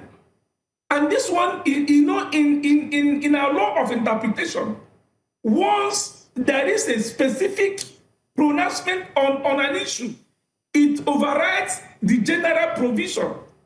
This issue of a public servant, the Constitution says, do not get involved in any activity that will bring conflict of interest. And in this case, what is the conflict of interest? You are a taxman. You are a fundraiser. There is a conflict. Using the state resources to generate funds for a private person, it is wrong. Even the public service rules also France adapt. But there is no confirmation that is using public funds to be able to fund the party. I will tell you now. If Zacch wants to go to a meeting in Abuja today, will he arrive? Is it not on his official car that he will drive? Is it not state resources? If he's flying from Abuja to Lagos to attend the meeting, is it not state resources? The data at his disposal, when he will open the data, will you be there to monitor when he will open the data to know the rich Nigerians that are within his net and approach them to fund the campaign of Bola Ahmed Tinubu? Despite that, thank you, Mr. Kalu. I want to bring in. It's a common knowledge. It's a common knowledge that if you are indebted to me, the possibility of you singing my praises is very, very high. And we are saying, do not allow yourself to get involved in such conflicts. Okay, and if Mr. you want to do that, resign your position. Mr. Kalu, resign your position and join the politics. Before do not conflict this just issue. To highlight. And hold on, sir. When we talk about electoral level playing ground, this is one of them. How can you be using government resources, government infrastructure to generate funds for a particular candidate, where the other candidates do not have such facilities. At that time, we have already tilted the electoral playing field in favor of a particular candidate. Okay. In this instance, Bola Ahmed Tinubu. And we are saying, legally, it is wrong. Morally, it is wrong. Okay, so we've looked how can an investor, a foreign investor, who is planning to come and invest in Nigeria, will hear that the man that will be auditing me, the man that will be assessing my tax obligations, is the one generating revenue for the presidential candidate of a political party. It is wrong legally. It is wrong morally. Thank you so much. Just before my colleague takes over, I just wanted to highlight quickly, maybe that will add to the question Benga also has in mind. We just looked at section 40 of the Nigerian Constitution, which says everyone has a freedom. And you said that shouldn't be looked at from that angle. It shouldn't be interpreted that way. And I think your point is also highlighted based on the civil servant code of conduct, which also says a civil servant who has public office must maintain political neutrality. Civil servants are required to remain politically neutral, meaning they cannot hold office in political organizations, run for elected positions, or publicly support or oppose political parties or candidates. Don't you think it's the law that Yeah, perhaps, just 1 minute. Servant? Perhaps you didn't hear me when I was talking. I said there's a difference between a career officer who is a civil servant and a public official. It's not the same thing. Let's get that clear. So when people are making comments, it's either they're ignorant of such position. And the gentleman is talking, has delved into so many things that are not even relevant to our discussion. And honestly, I am surprised that you couldn't bring him to order. We are not here to discuss Ashwaju, credential or whatever. You understand? There is a subject matter of discussion. How can you say that government institution is being used to raise money? Where has that happened? And can I also ask this? In year 2023, Bola Ahmed Tinubu raised funds. Was Zacch Adedeji part of it? Don't we know how Nigerians that have money? We do know. So I don't see why Zacch Adedeji is... and he was talking about... he was talking about investment. An investor can choose where he wants to go and do his investment. But I don't think investors, who say they don't want to come to Nigeria because somebody who is a tax collector, is a member of a political party. But morally speaking, and the lines being blurred. What is moral?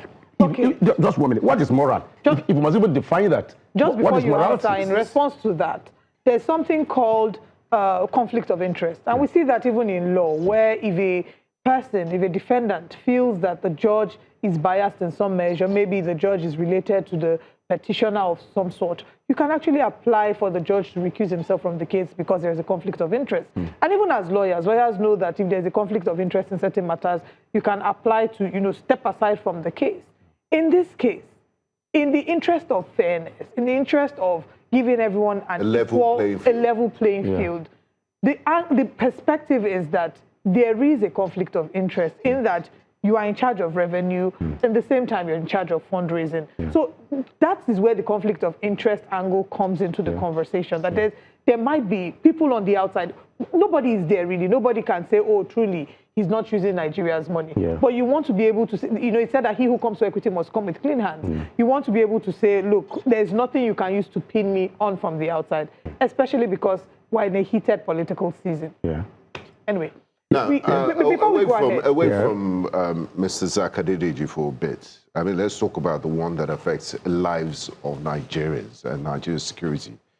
General Christopher Godwin Musa retired. The current Minister of Defense was also nominated into the APC Campaign Council. Nigeria, as we speak, according to Global Terrorism Index, is the 4th most terrorized country in the world. Just last week, in Borough local government area of Niger State, over 100 Nigerians were kidnapped. Their whereabouts are still unknown. They're asking for ransom payment. So terrorism and insecurity is a clear and present danger in Nigeria as we speak. And the Minister of Defense is saying his appointment into the council will not affect his official duties. Can Nigeria afford to have a defense minister that is not focused 100% on his job and is working, doing campaign council duties at the same time when Nigerians are being terrorized? You see, the challenge I have with you is that you bring issues, you know. No, these are legitimate. No, just wait. You can say the Minister of Defense is in a committee. Let's leave it at that. Why do you think context matters? Why do you think he's been a member of an ad hoc committee will affect his job? Divided attention. Just leave that. Are you saying the Minister of Defense does not have other things taking his attention? Apart from the fact that he's an appointee of the Nigerian government, and Nigerians demand 100% concentration on his job because it's a life and death. Can I tell you this? Issue. There is no 100% concentration anywhere. All right. If you say that, you are deceiving yourself. Are you saying if I'm not a commissioner, I don't have any percentage of my life, of my time for myself? That you think, let nobody tell us that he's putting 100% into anybody's job. No. All right. You allocate your time. All right. We'll come to continue this conversation, but we need to quickly. You're saying as journalists we don't give 100% here too. Which 100%? Nobody does. The owner of this place does not even do. Okay. He has other things he engages in. All right, Mr. Akimbash, let's quickly head to Kwara State. We'll come back to continue this conversation. I'd also like to please appeal to Mr. Kalu to please stay on the line. We need to quickly connect with our correspondent in Igbesi community in Isin local government area of Kwara State. There has been panic following the abduction of its traditional ruler, Oba Moses Oyinloye. The monarch was reportedly abducted by armed men who invaded the community late Saturday night. While security agencies are intensifying efforts to rescue the monarch, the abductors are said to have established contact with members of his family. Our correspondent, Joshua Marai, is live. He'll be joining us to give us updates on the abduction of the Igbesi of Igbesi, Oba Moses Oyinloye. Thank you very much, Joshua, for joining us this morning. Do we have any updates regarding the kidnap of the monarch? Yes, it has been confirmed that the abductors of the said monarch has gotten in touch with the family of the kidnapped monarch. And from what we gathered, we understand that the abductors are requesting a sum of 200 million naira in ransom payment. This is quite a remote community. Igbesi community is deep in Isin local government, surrounded by bushes. The house of the monarch is close to the said bush that this armed men took him through. So we understand that they have established communication and conversation with the family, and the family are actively negotiating if the abductors can crash the price of the ransom placed on the release of the monarch. So this is what we have gathered. And we also understand that community members from that community seems to be unsettled because this is the first time such an incident is happening, and they fear that this might signal a continuous attempt by armed bandits in actually kidnapping for ransom. So this is what it is in Igbesi community in Isin local government of Kwara State. Olive. You said that they are asking for ransom. Did they mention the exact amount? And you know, what is the response in terms of yes, it's 200 million, just to check, but what is the response in terms of the government, the law enforcement agencies? We know that we often hear that we don't pay for ransom. What is the plan? Have you spoken to law enforcement agencies? Well, we are yet to establish communication with law enforcement agency, but we understand that the Commissioner of Police for Kwara State confirmed the abduction of the said monarch. And we also understand that the Commissioner also said that active rescue effort is ongoing to recover the monarch. We also understand that military men stormed the community just few hours after the monarch was kidnapped in an attempt to rescue the monarch, all that is yet to yield positive effects. And we also know that the community is a deeply agrarian community who relies solely on agriculture, and there are few in that community. If you should look at the area short of that community, you understand that there are few houses, and it can be difficult for the community to raise such an amount for the rescue and ransom of the king. Wow. Well, thank you so much, Joshua Marai, for this update. We'll wait to hear what the Commissioner of Police and, of course, the Inspector General of Police will have to say about this, but do keep us updated in the course of our news programming. Thank you. Thank you. I'd like us to bring back Mr. Kalu and talk about the defense minister's Okay, I believe we lost Mr. Kalu there. Mr. Bash, before we went to Lauren, we were talking about General Musa's appointment into the campaign council. And now we've heard this very sad story of the abduction of a monarch. Do you think Nigeria can afford? Nigeria is not Switzerland. It's not a land flowing in peace, milk, tranquility, and honey. Can we afford to allow our defense minister engage in other duties while Nigerians are living in apprehension, in a state of insecurity? Thank you. Like I've already said, Nigerians' opinion will differ on this. And I do not think that, in the first place, even the campaign project has not even started anyway. So there's no way anybody will say we're expressing this because the Minister of Defense is, a member of a campaign group. But it's quite unfortunate that all of this continue to happen, because I can imagine the trauma, these people will be going through. We as Nigerians, we need to play our roles, and we will expect that the government will not rest on their oars, and the government will continue to put in place, strategies that will enable us, to contend with all of this. It's something that has been in there for a very long time. And I know that's going to take some time to get around it, but the fact remains that no one expects the government, to sleep over it. More efforts must be made to ensure that this act of terrorism and banditry, is brought down, if not eliminated. But surely it's going to take some time. So I think just to follow up with what my colleague had asked you, do you think that Nigeria is overwhelmed with the challenge against insecurity? You say something that didn't begin today. Is it overwhelmed? It's clear that we have the problem. So if you say that we are overwhelmed, if someone who's supposed to be committed mainly to helping fight insecurity is then given an extra responsibility, does that not look like we're shifting focus where focus should not be? I don't think so. The security strategy is in place, and it's not the Minister of Defense that implements it. That's the truth. There are structures all over the place. At the local government level, you have some security structures. At the ward level, you have. At the state level, you have. So how can... But the optics of it, does it look good? What is the issue with it? Is membership of that committee vitiate the strategic, policies put in place to address security issues? That is the question. Those who are against it, he has the address. Same 24 hours in a day as all human beings. So if he's focused on another assignment, how would he give it the 100%? I have said earlier, it's required. Every one of us is in one position of responsibility or the other. But does that stop you from managing your family? Does that stop you from attending to other issues? Well, if my job as a presenter, you only need to if I've committed to 3 hours of Breakfast Central, yes, and I've taken up another responsibility at that same time, it would affect the quality of the work I'm putting in here. Beyond that, using Breakfast Central and that is apples and oranges, we are private individuals, singular citizens that have families. We're talking about people that are in charge of making policies, creating strategy and implementation of set strategy for millions of Nigerians.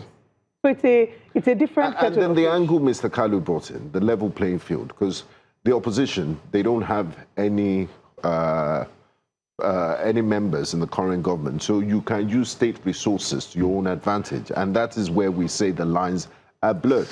Can I tell you this? And intelligence and information. Just 1 minute. Whether Zacch Adedeji is in that committee or not, if the advantage of being in government is to be used, it will still be used.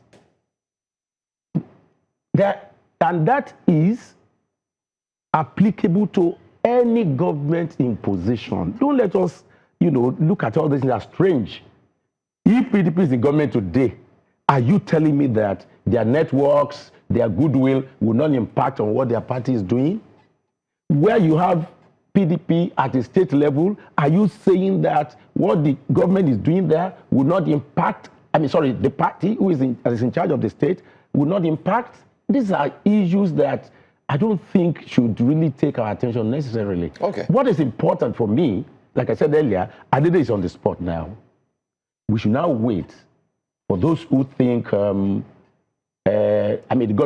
government facilities is going to be used. Let us now wait. Let the Premier Council begin its job, and let us now monitor them, and let us now come back or to expose them that, sorry, we gave assurances that this will not happen. It is not happening. But all we are saying is in conjecture of assumptions. Okay. That's my position. Well, I think this debate will continue because a cross-section of Nigerians will still not agree with the APC. Why some will agree? Looking at, of course, everyone has supporters. Some will agree. Some will say there's nothing wrong. But the major thing is, what does the Constitution and the law say? Does it permit? Does it not permit? At the end of the day, we'll still have to come back. Maybe in the future, if another party does the same. I'm saying it categorically. Yeah. That there's no law. Even the code of conduct the gentleman is quoting. You can be a lawyer. You may choose to reference whatever pleases you. Take, for example, recently they said EFCC, for whatever reasons, froze Osun State government. Was it Osun government's account? Yes. Some people started criticizing it. Then Fernando came out and said, the FCC has not done anything wrong. That by the virtue of the status of EFCC, EFCC has the right to do what it did for 72 hours. So if a lawyer now comes here, why do you not take that lawyer serious as if he knows what he's saying? Okay.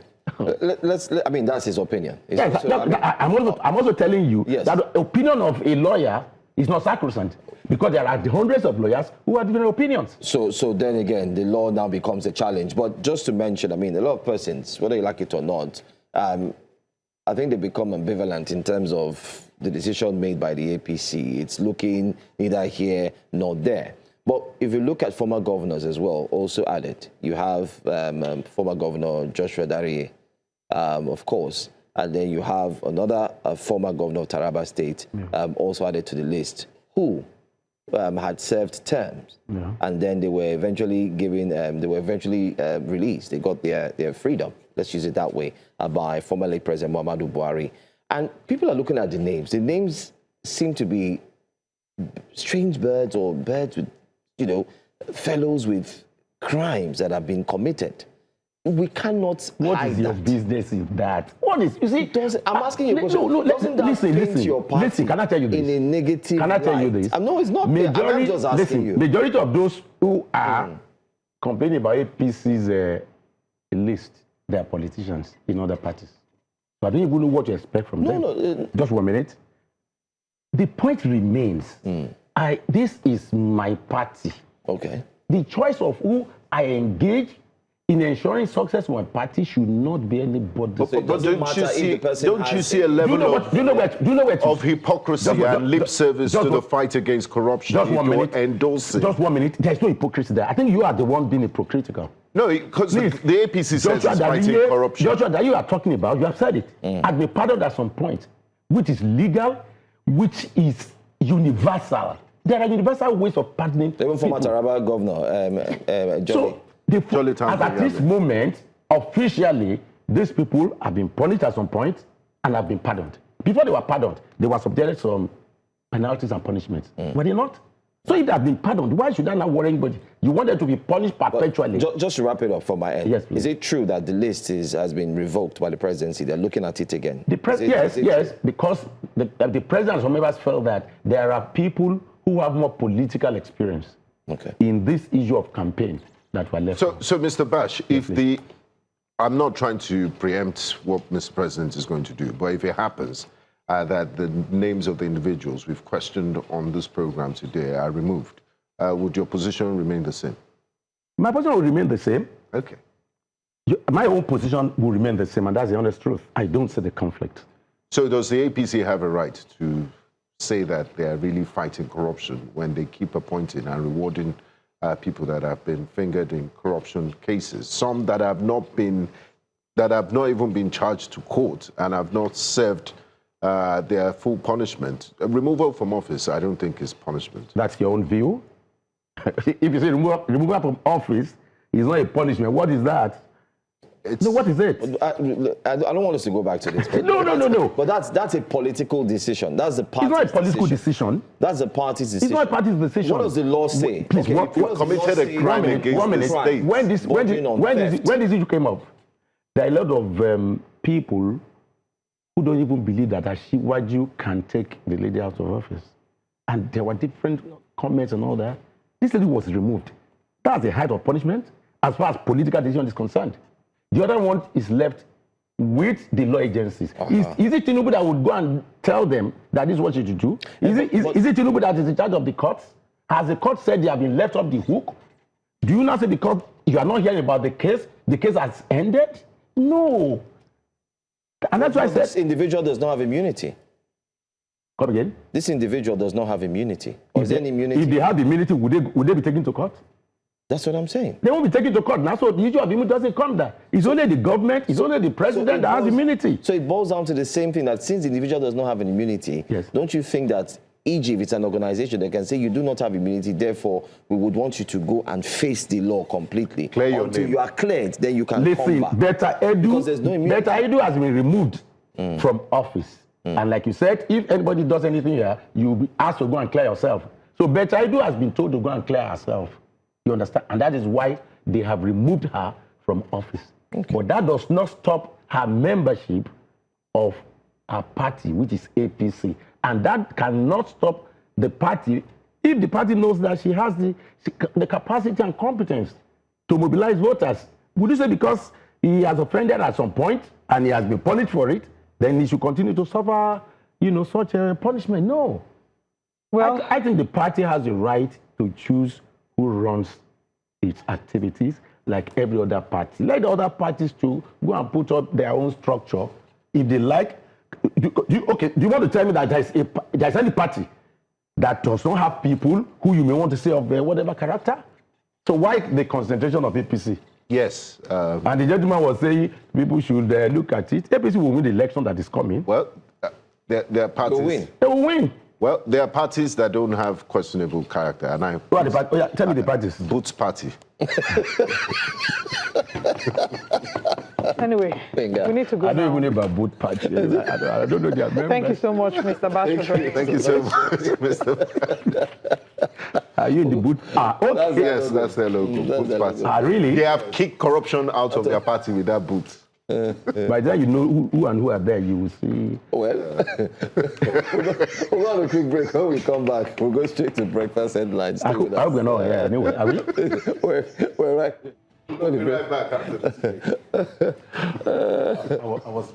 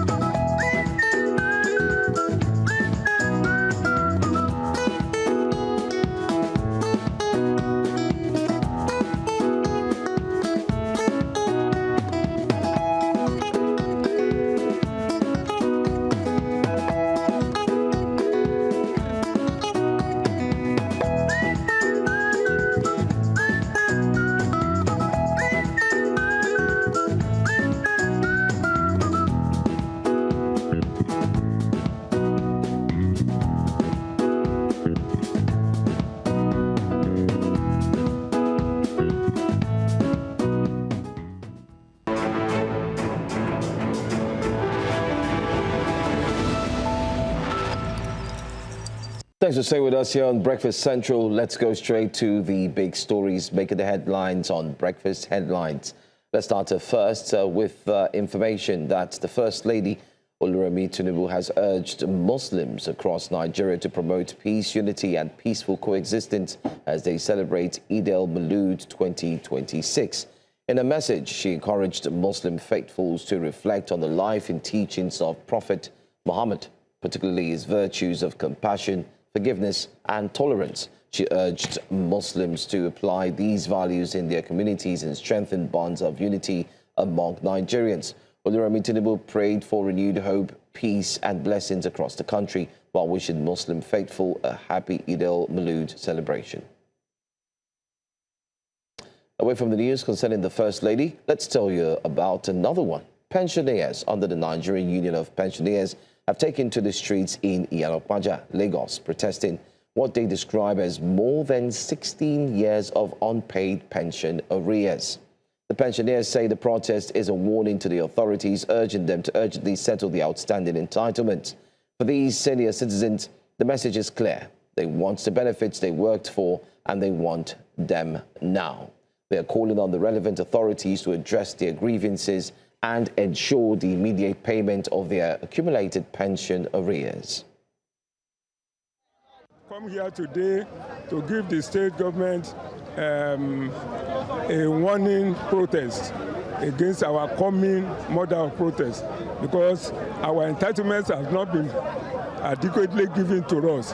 2007, when we were still in service, if these arrears are paid, it will enhance our monthly payment. My own salary is so ridiculous. It's not even up to 70,000. I retired as a director, retired principal with Lagos State. I was earning 520,000. Now level 17. Now I am earning 58,782 naira. They have no conscience. If they have conscience, they're supposed to have answered us for a very long time. Initially, I was even against this pension.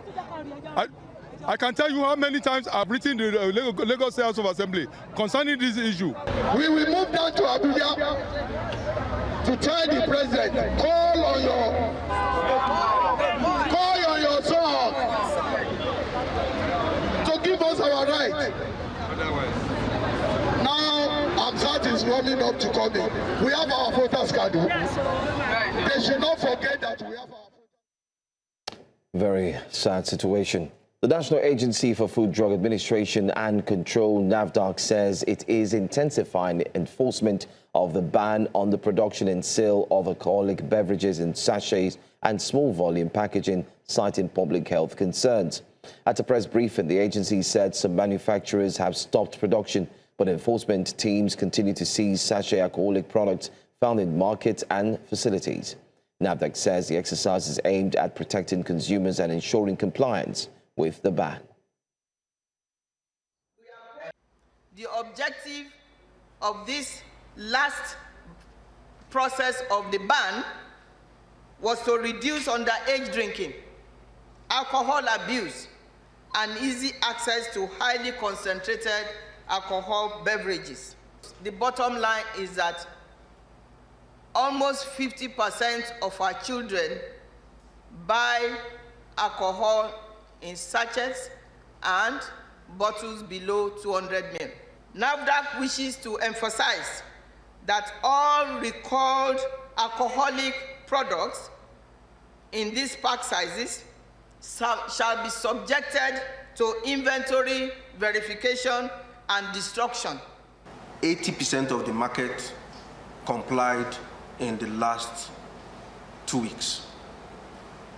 We have 7 companies already who have complied, fully complied, and we still have about additional 5 big companies, all these ones I'm mentioning, are still on hold, that we have not released their facilities.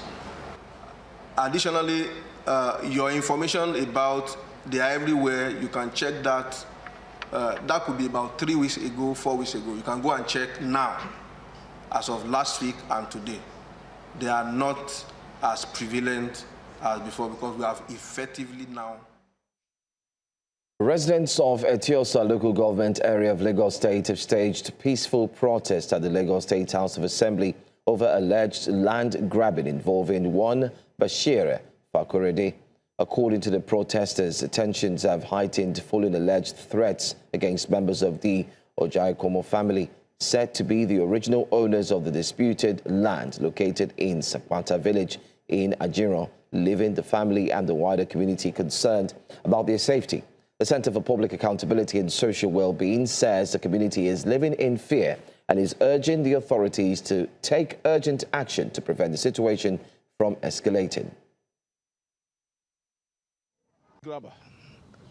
The land grabber, in the person of Bashiru Fakorede, is trying to grab the land from them. He's trying to make them leave the land for him. And the family is resolute that They are not here on their own. They are here because the state government has legitimately given the land to them. But he has been going there to harass the people and the family in conjunction with the Nigerian police, NSCDC, and his thugs. An individual raises himself up to start causing problems in the state. We as civil society, this organization this morning, we are saying that no. An injustice to one is an injustice to all. Please, call Arefa Korede to order now. The Lagos State government should please call this man to order. It's becoming too much. It's becoming too much, and we will no longer fold our hand. All what you just said now to me and to us here, we believe they are just allegations. So we have to investigate it. And that is why I want to plead, if you don't have it, but if you have it with you, we are going to get it from you. I want you to put all those things into a petition. So you submit it to us. We are going to give it to the Right Honorable Speaker of the Lagos State House of Assembly, Right Honorable Mudashiru Ajayi Obasa, which I'm very sure that committee will sit on it. The man alleged is going to be invited, and all those that are concerned are also going to be invited. So I want to plead with you that as you maintain, please, you should please continue to maintain. Let's go outside Nigeria for a bit. The United States is preparing what it describes as a major financial offensive against Iran and countries that continue to maintain economic ties with Tehran. U.S. Treasury Secretary Scott Bessent is expected to announce measures expanding potential secondary sanctions on entities and countries doing business with Iran. The move is aimed at increasing pressure on Tehran over talks on ships in the Gulf and Red Sea. Washington has also urged China, Iran's biggest buyer of oil, to cooperate with the sanctions and effort. And that's a wrap on Breakfast Headlines for this morning. Don't forget to tune in at 12 to get more news, definitely here on News Central. Breakfast Central continues in a moment. We'll take a look at the front pages coming up next.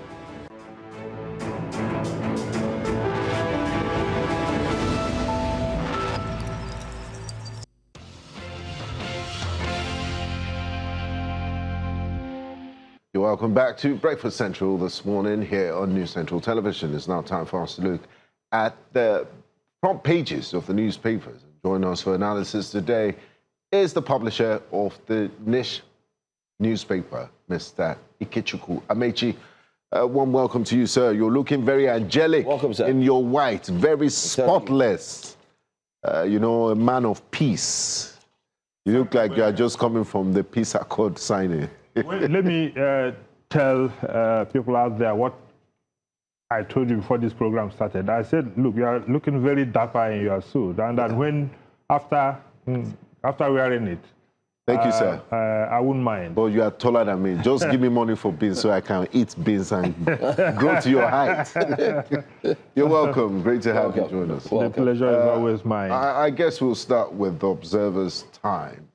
Can we have the front page of the Observer's Times, please? And subsidy debate is back. The front page says, no going back on the headline.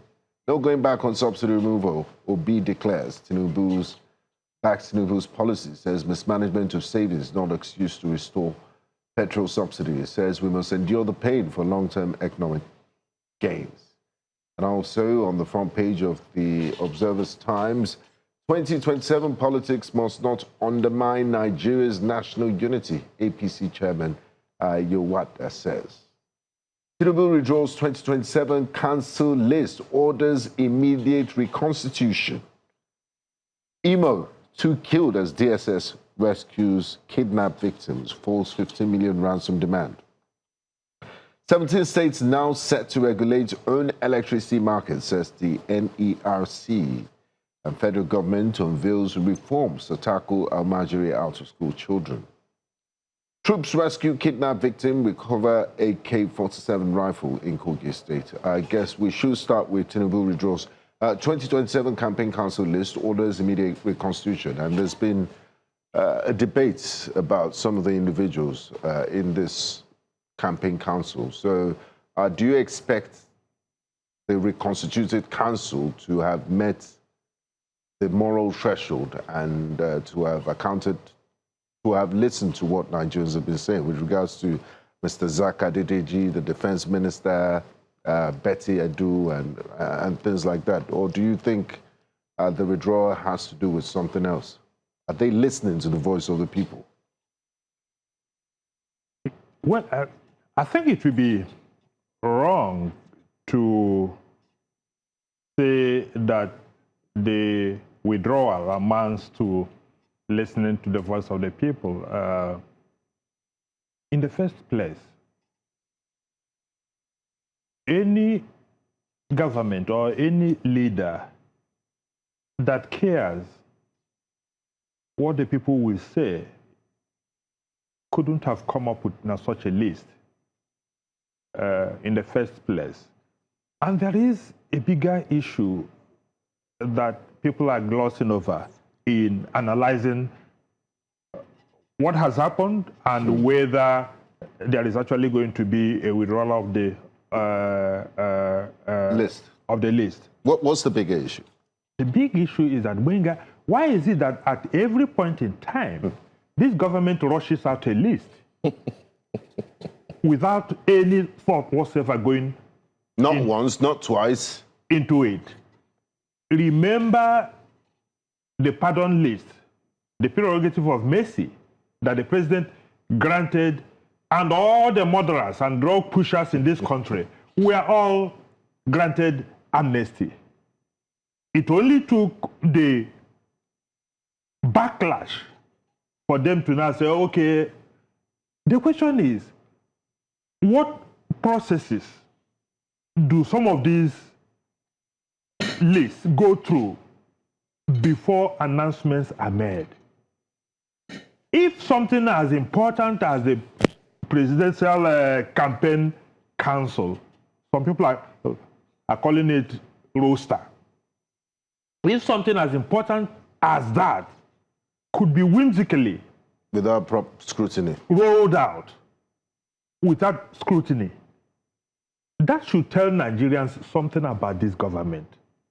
Look, when we come here to talk about what President Bola Ahmed Tinubu has been doing since May 29, 2023, it is not that one takes pleasure in criticizing. And I've said this here so many times. Look, if this government succeeds, or any other government for that matter, all of us will be better for it. So nobody consciously prays that the government of his country fails. Because if it succeeds, Nigeria will be better for it, and the citizens are going to be better for it. But what happens in a situation where the government is so disdainful? Because it smacks of contempt for the people that you claim to govern, for you to come out with these statements, come out with these lists, come out with these policy pronouncements, each time without any form of rigor, without any form of thought. How can you, for crying out loud, make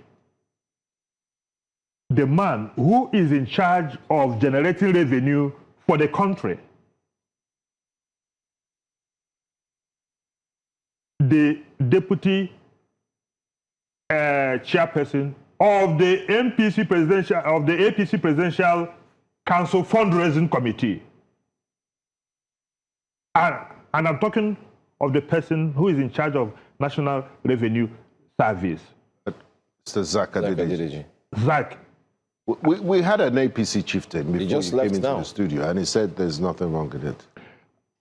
Look, even if... the Constitution doesn't forbid it. Even if the Constitution does not forbid it, there is something we call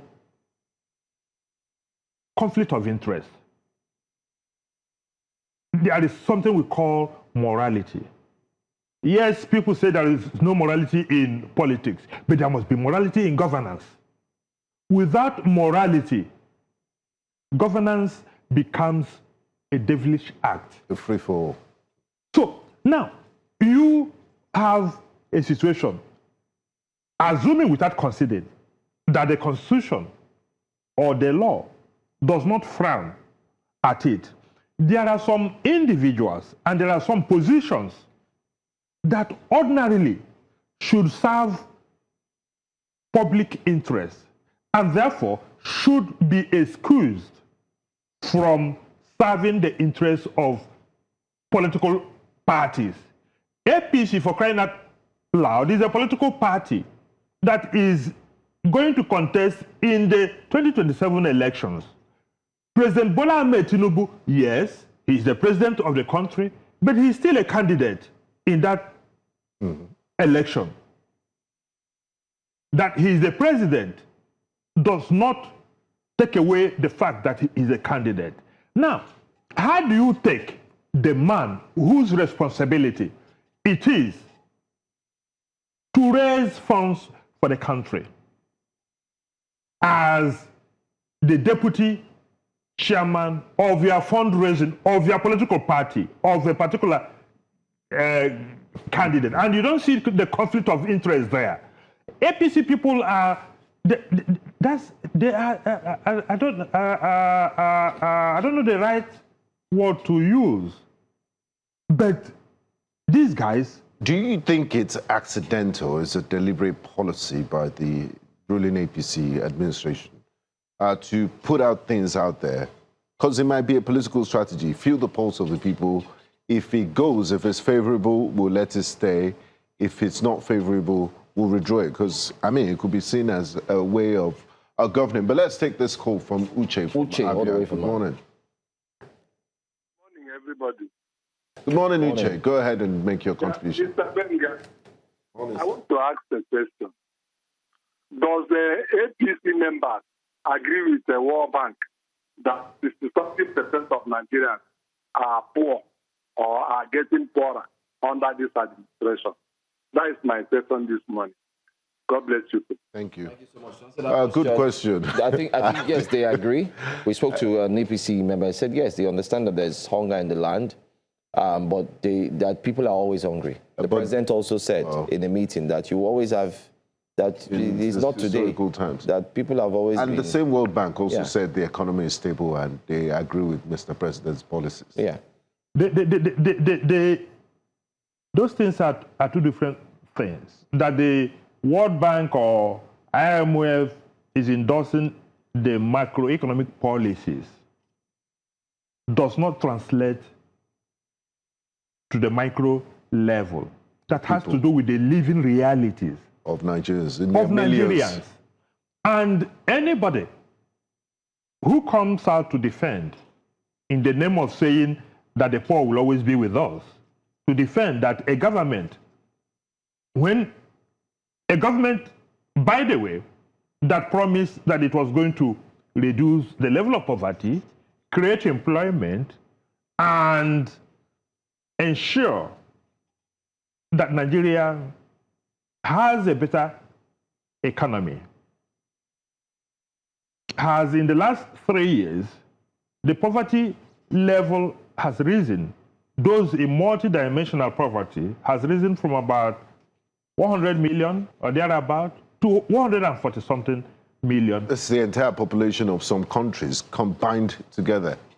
Of the West African sub-region. Exactly.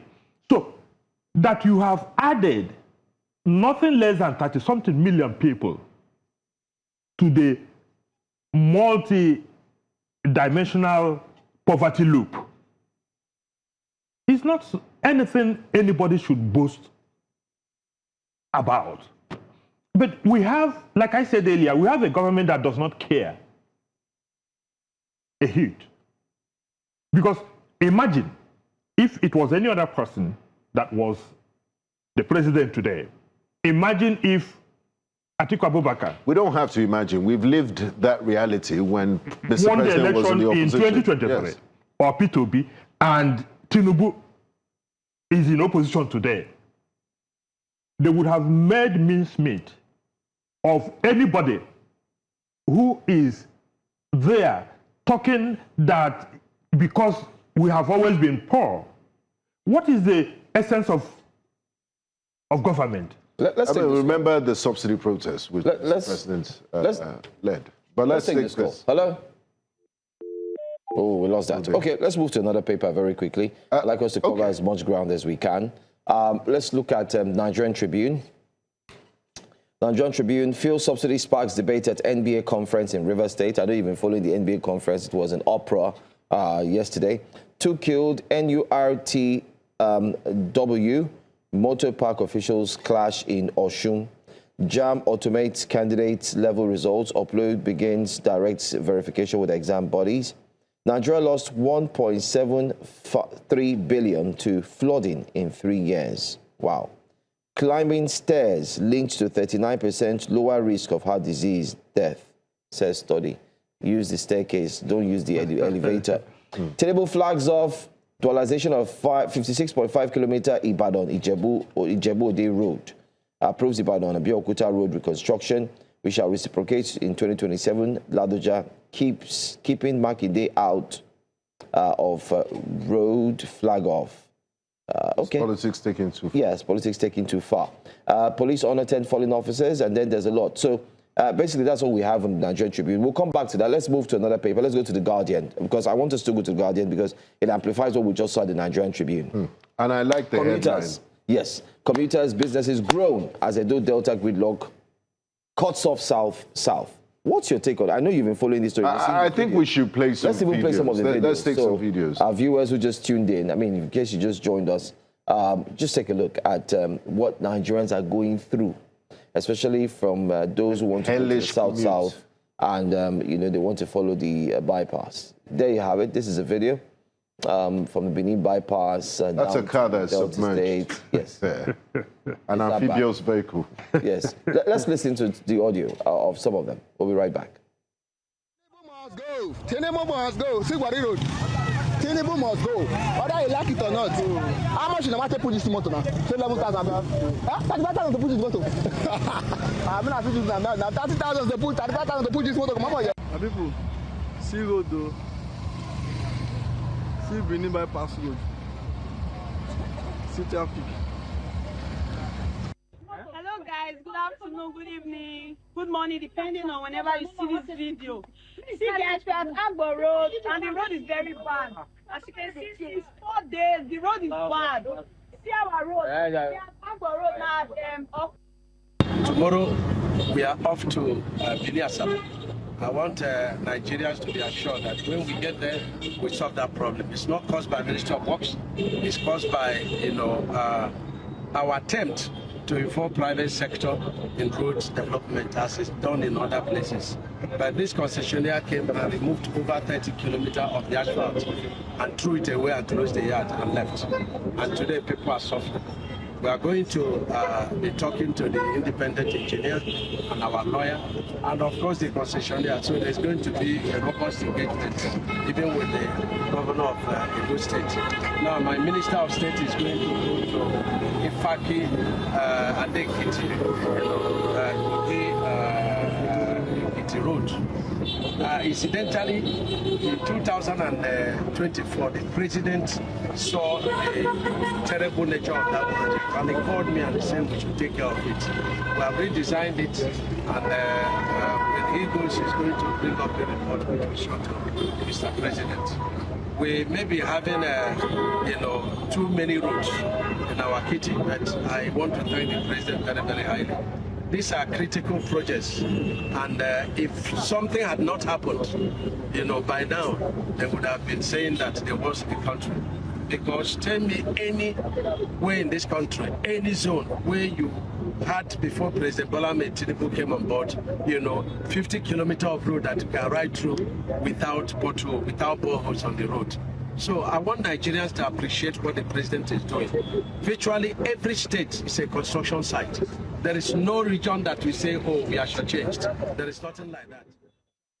Okay, Mr. Amaechi, what's your take? I mean, it still sounds like a campaign speech when Nigerians have been in Guinness Book of World Record traffic. Going to 4 days now, he's still praising Mr. President, highlighting the great things Mr. President has done. But before we come to you, Mr. Amaechi, I think we have Osage on the line. Good morning to you, Kofi. Good morning, Osage.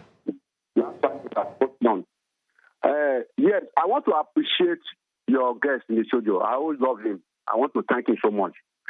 See, by my name, you should know that I'm from South, from Benin, from Edo. How can 80% people check me? 80% of the resources that I sustain in this country from South, Niger Delta. I get Shumai is busy campaigning for 2027 as the Minister of Work. And look at what's going on in the region. And the money being used to develop, construct good roads in the northwest, in northeast, and southwest. And there is no road in south. And you are calling it, is that justice? And you want our people to vote for you when you are using our resources to take care of other places? Is that fairness? Is that good? Is that justice? You see, I don't know. The reason why I always follow you guys, because you guys have been very fantastic. You speak truth to authority. That's why I listen to you guys, because for some years and for some time now, I'm not faith in my fellow colleagues in the media institution because of propaganda. Can somebody tell me, you remove subsidy, there's so much money, and you are giving it to few people, elite, governors, and you are saying we should hold our governor responsible. What happened to our road? That people cannot play road, you are doing coastal road.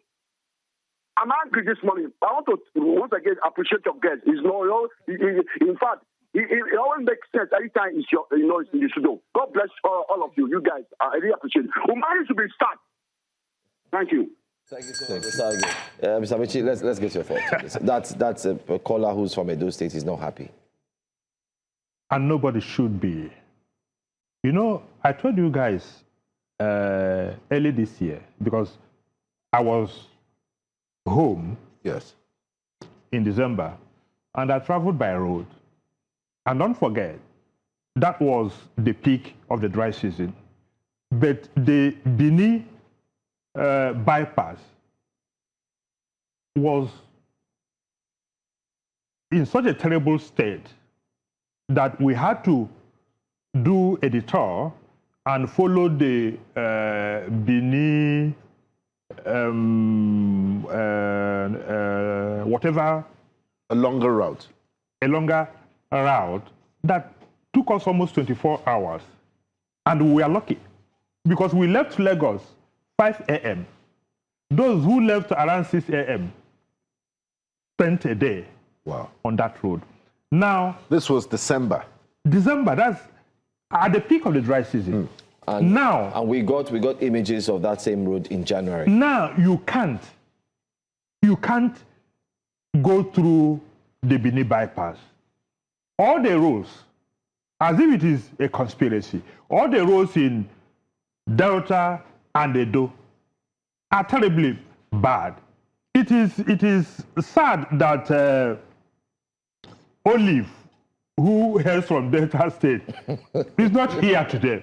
She just wrote for us. I mean, she will join us in a bit. But the issue is that even Adams Oshomole,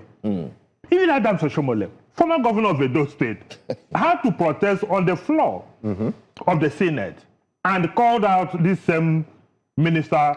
But Mr. Amaechi, I want to ask you, I'm glad you brought in the governors of the states, because I remember when Mr. Oborewori defected, he said he wanted to connect to the center, that it would bring about benefits to him. And Edo State, these are two governors that are very vocal about their support to Mr. President.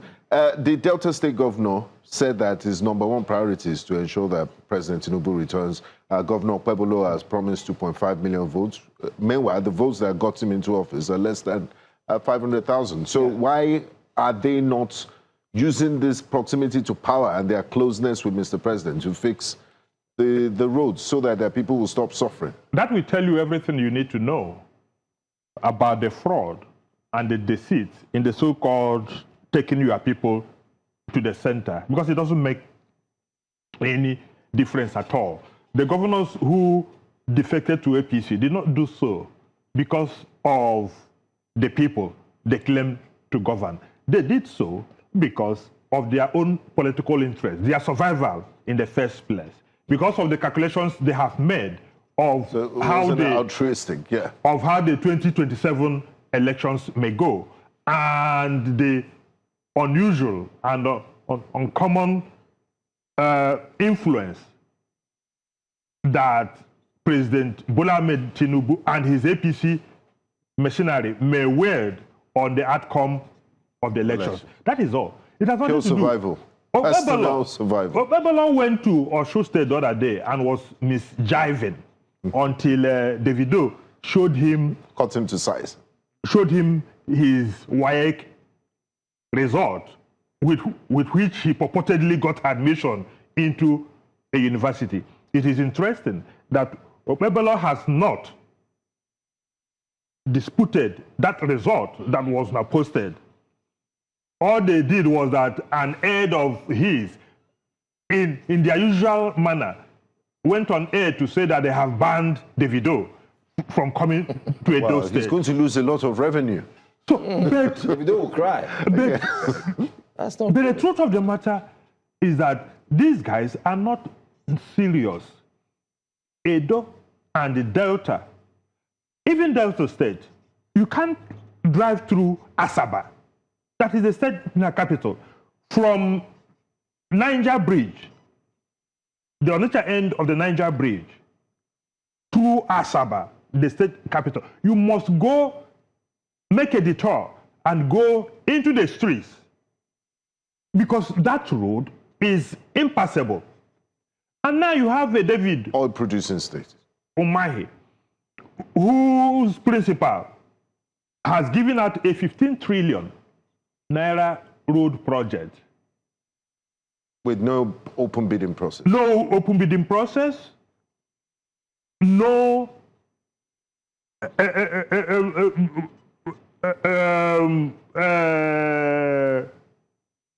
wealth of experience in terms of the competence and the scale of the work of the person or the company that got the contract.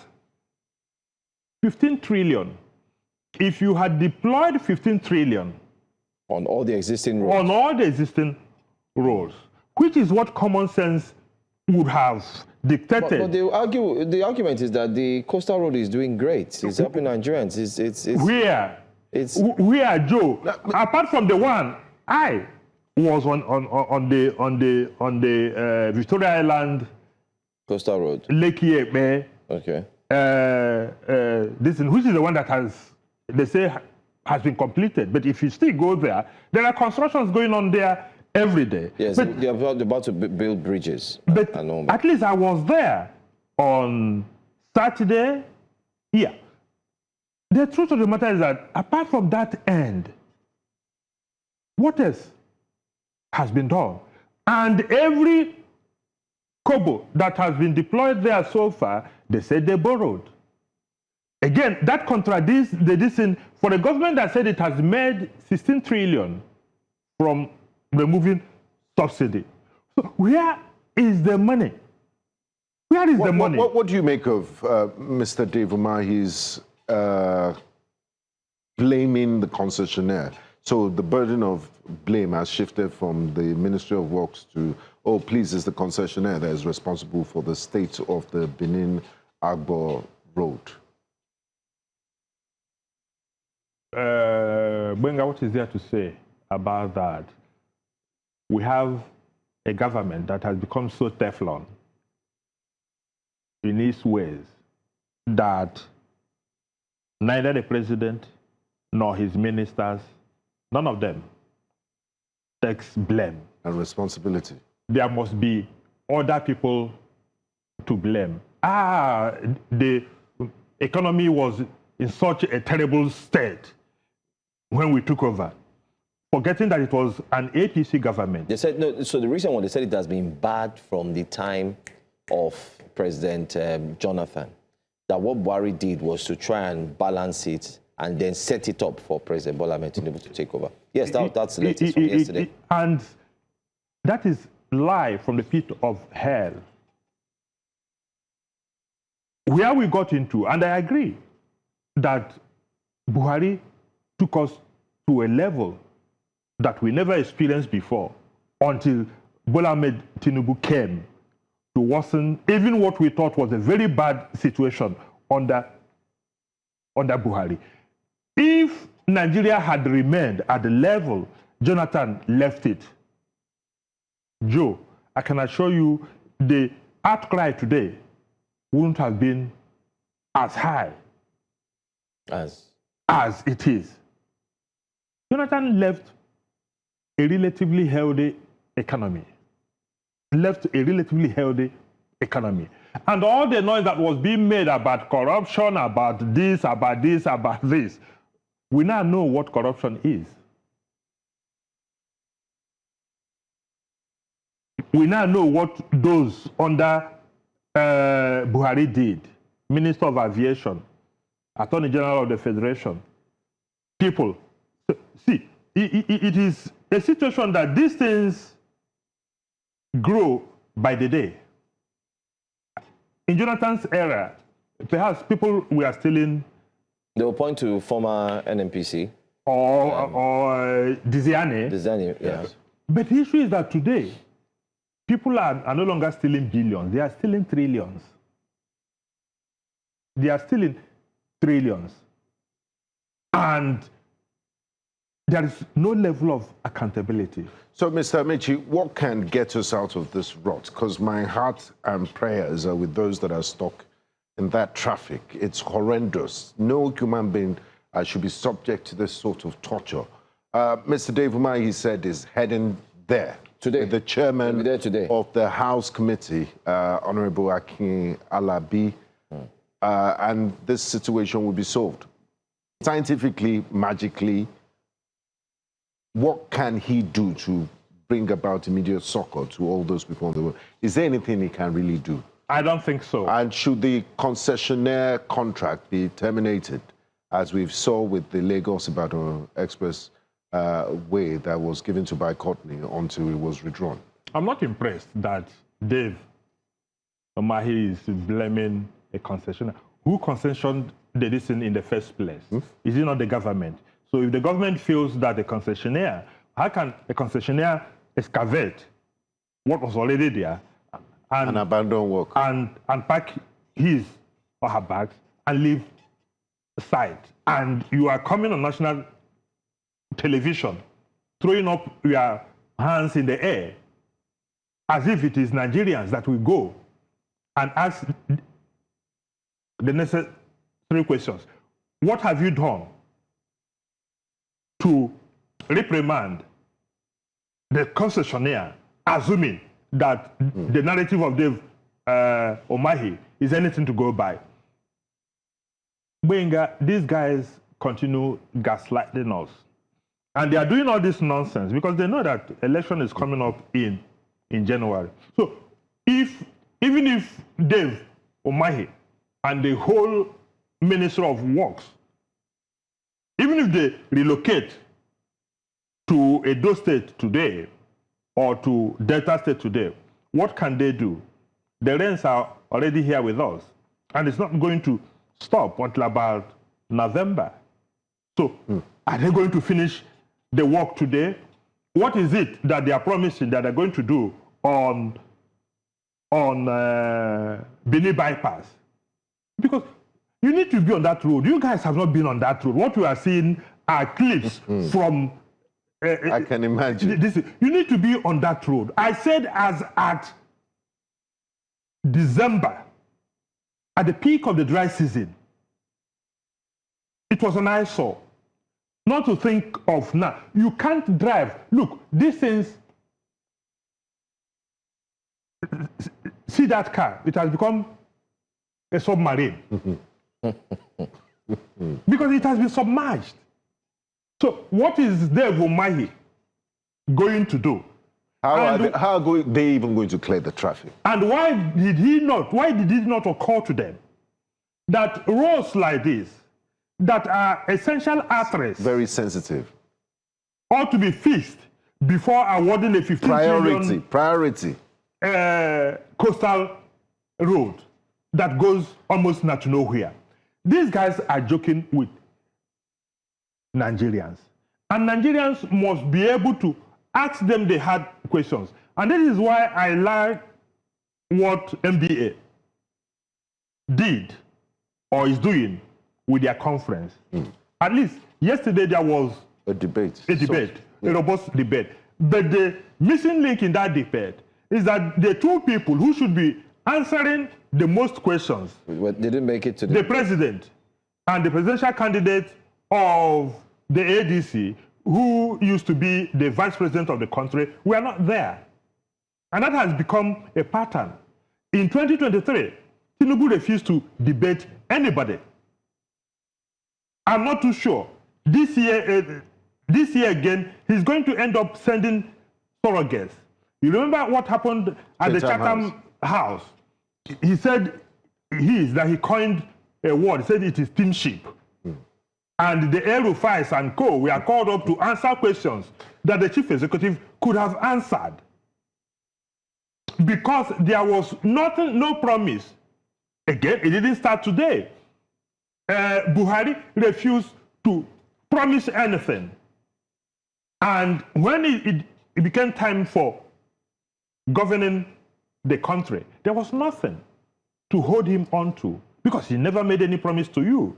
Even the document that was prepared by the eggheads in the APC, which they said was a contract between the decent and the people, Buhari disowned it, that it didn't come from him.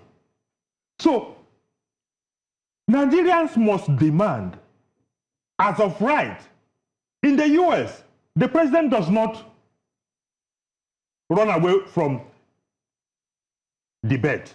Or even speaking to the press, almost on a daily basis. So, Tinubu must be able to tell us what he has done in the last 3 years or 4 years that should warrant Nigerians to give him a second term. Now, finally, Mr. Amaechi, before we go, still on the front page of The Guardian, Obi Sowore defer with Atiku over proposed subsidy return. Still at the NBA conference, it's been a very sensitive topic and everyone is talking about it. The current APC government, once you ask them what do you do with subsidy money, they said the states have more money. And when you look at the more money, this, if you go back to 3 years ago, the states weren't getting this more money. So this more money has translated, it's led to inflation. So the cost of contracts would have gone about 3 times up. The cost of fueling government vehicles and running the government would have been 3 times up. So is it not 6 and half a dozen of the other? Are we now still back to square one? It is not only that, Benga. Before May 29, 2023, the Naira was exchanging for about 400 and something Naira to $1. Now it hovers 300, 400, 1,000, 300, 1,000, now 400 to $1. The more money you are talking about, which APC is boasting that they are giving to the states, in real value, when it is measured in terms of dollars, is not more than what they were getting before. And what the money they had before, what it could get, perhaps is the same thing that they are getting now. And ordinary private individuals like us, they didn't give us money. But how are we supposed to survive? But the truth of the matter is that even if you have given governors more money and you are boasting that nobody is owing salaries again, what is the percentage of civil servants to Nigerians? I mean, we've seen the pensioners protesting, and I mean, I really wish. What is the percentage? Because if you now say, okay, yes, salaries are being paid, what of the millions of Nigerians, the rest of us? Over 80% of Nigerians that are not part of the civil service? Unfortunately, we have to wrap at this point. Thank you so much, Mr. Amaechi. Always Thank you a pleasure so much, Amaechi. Speaking with you. Thanks for your time.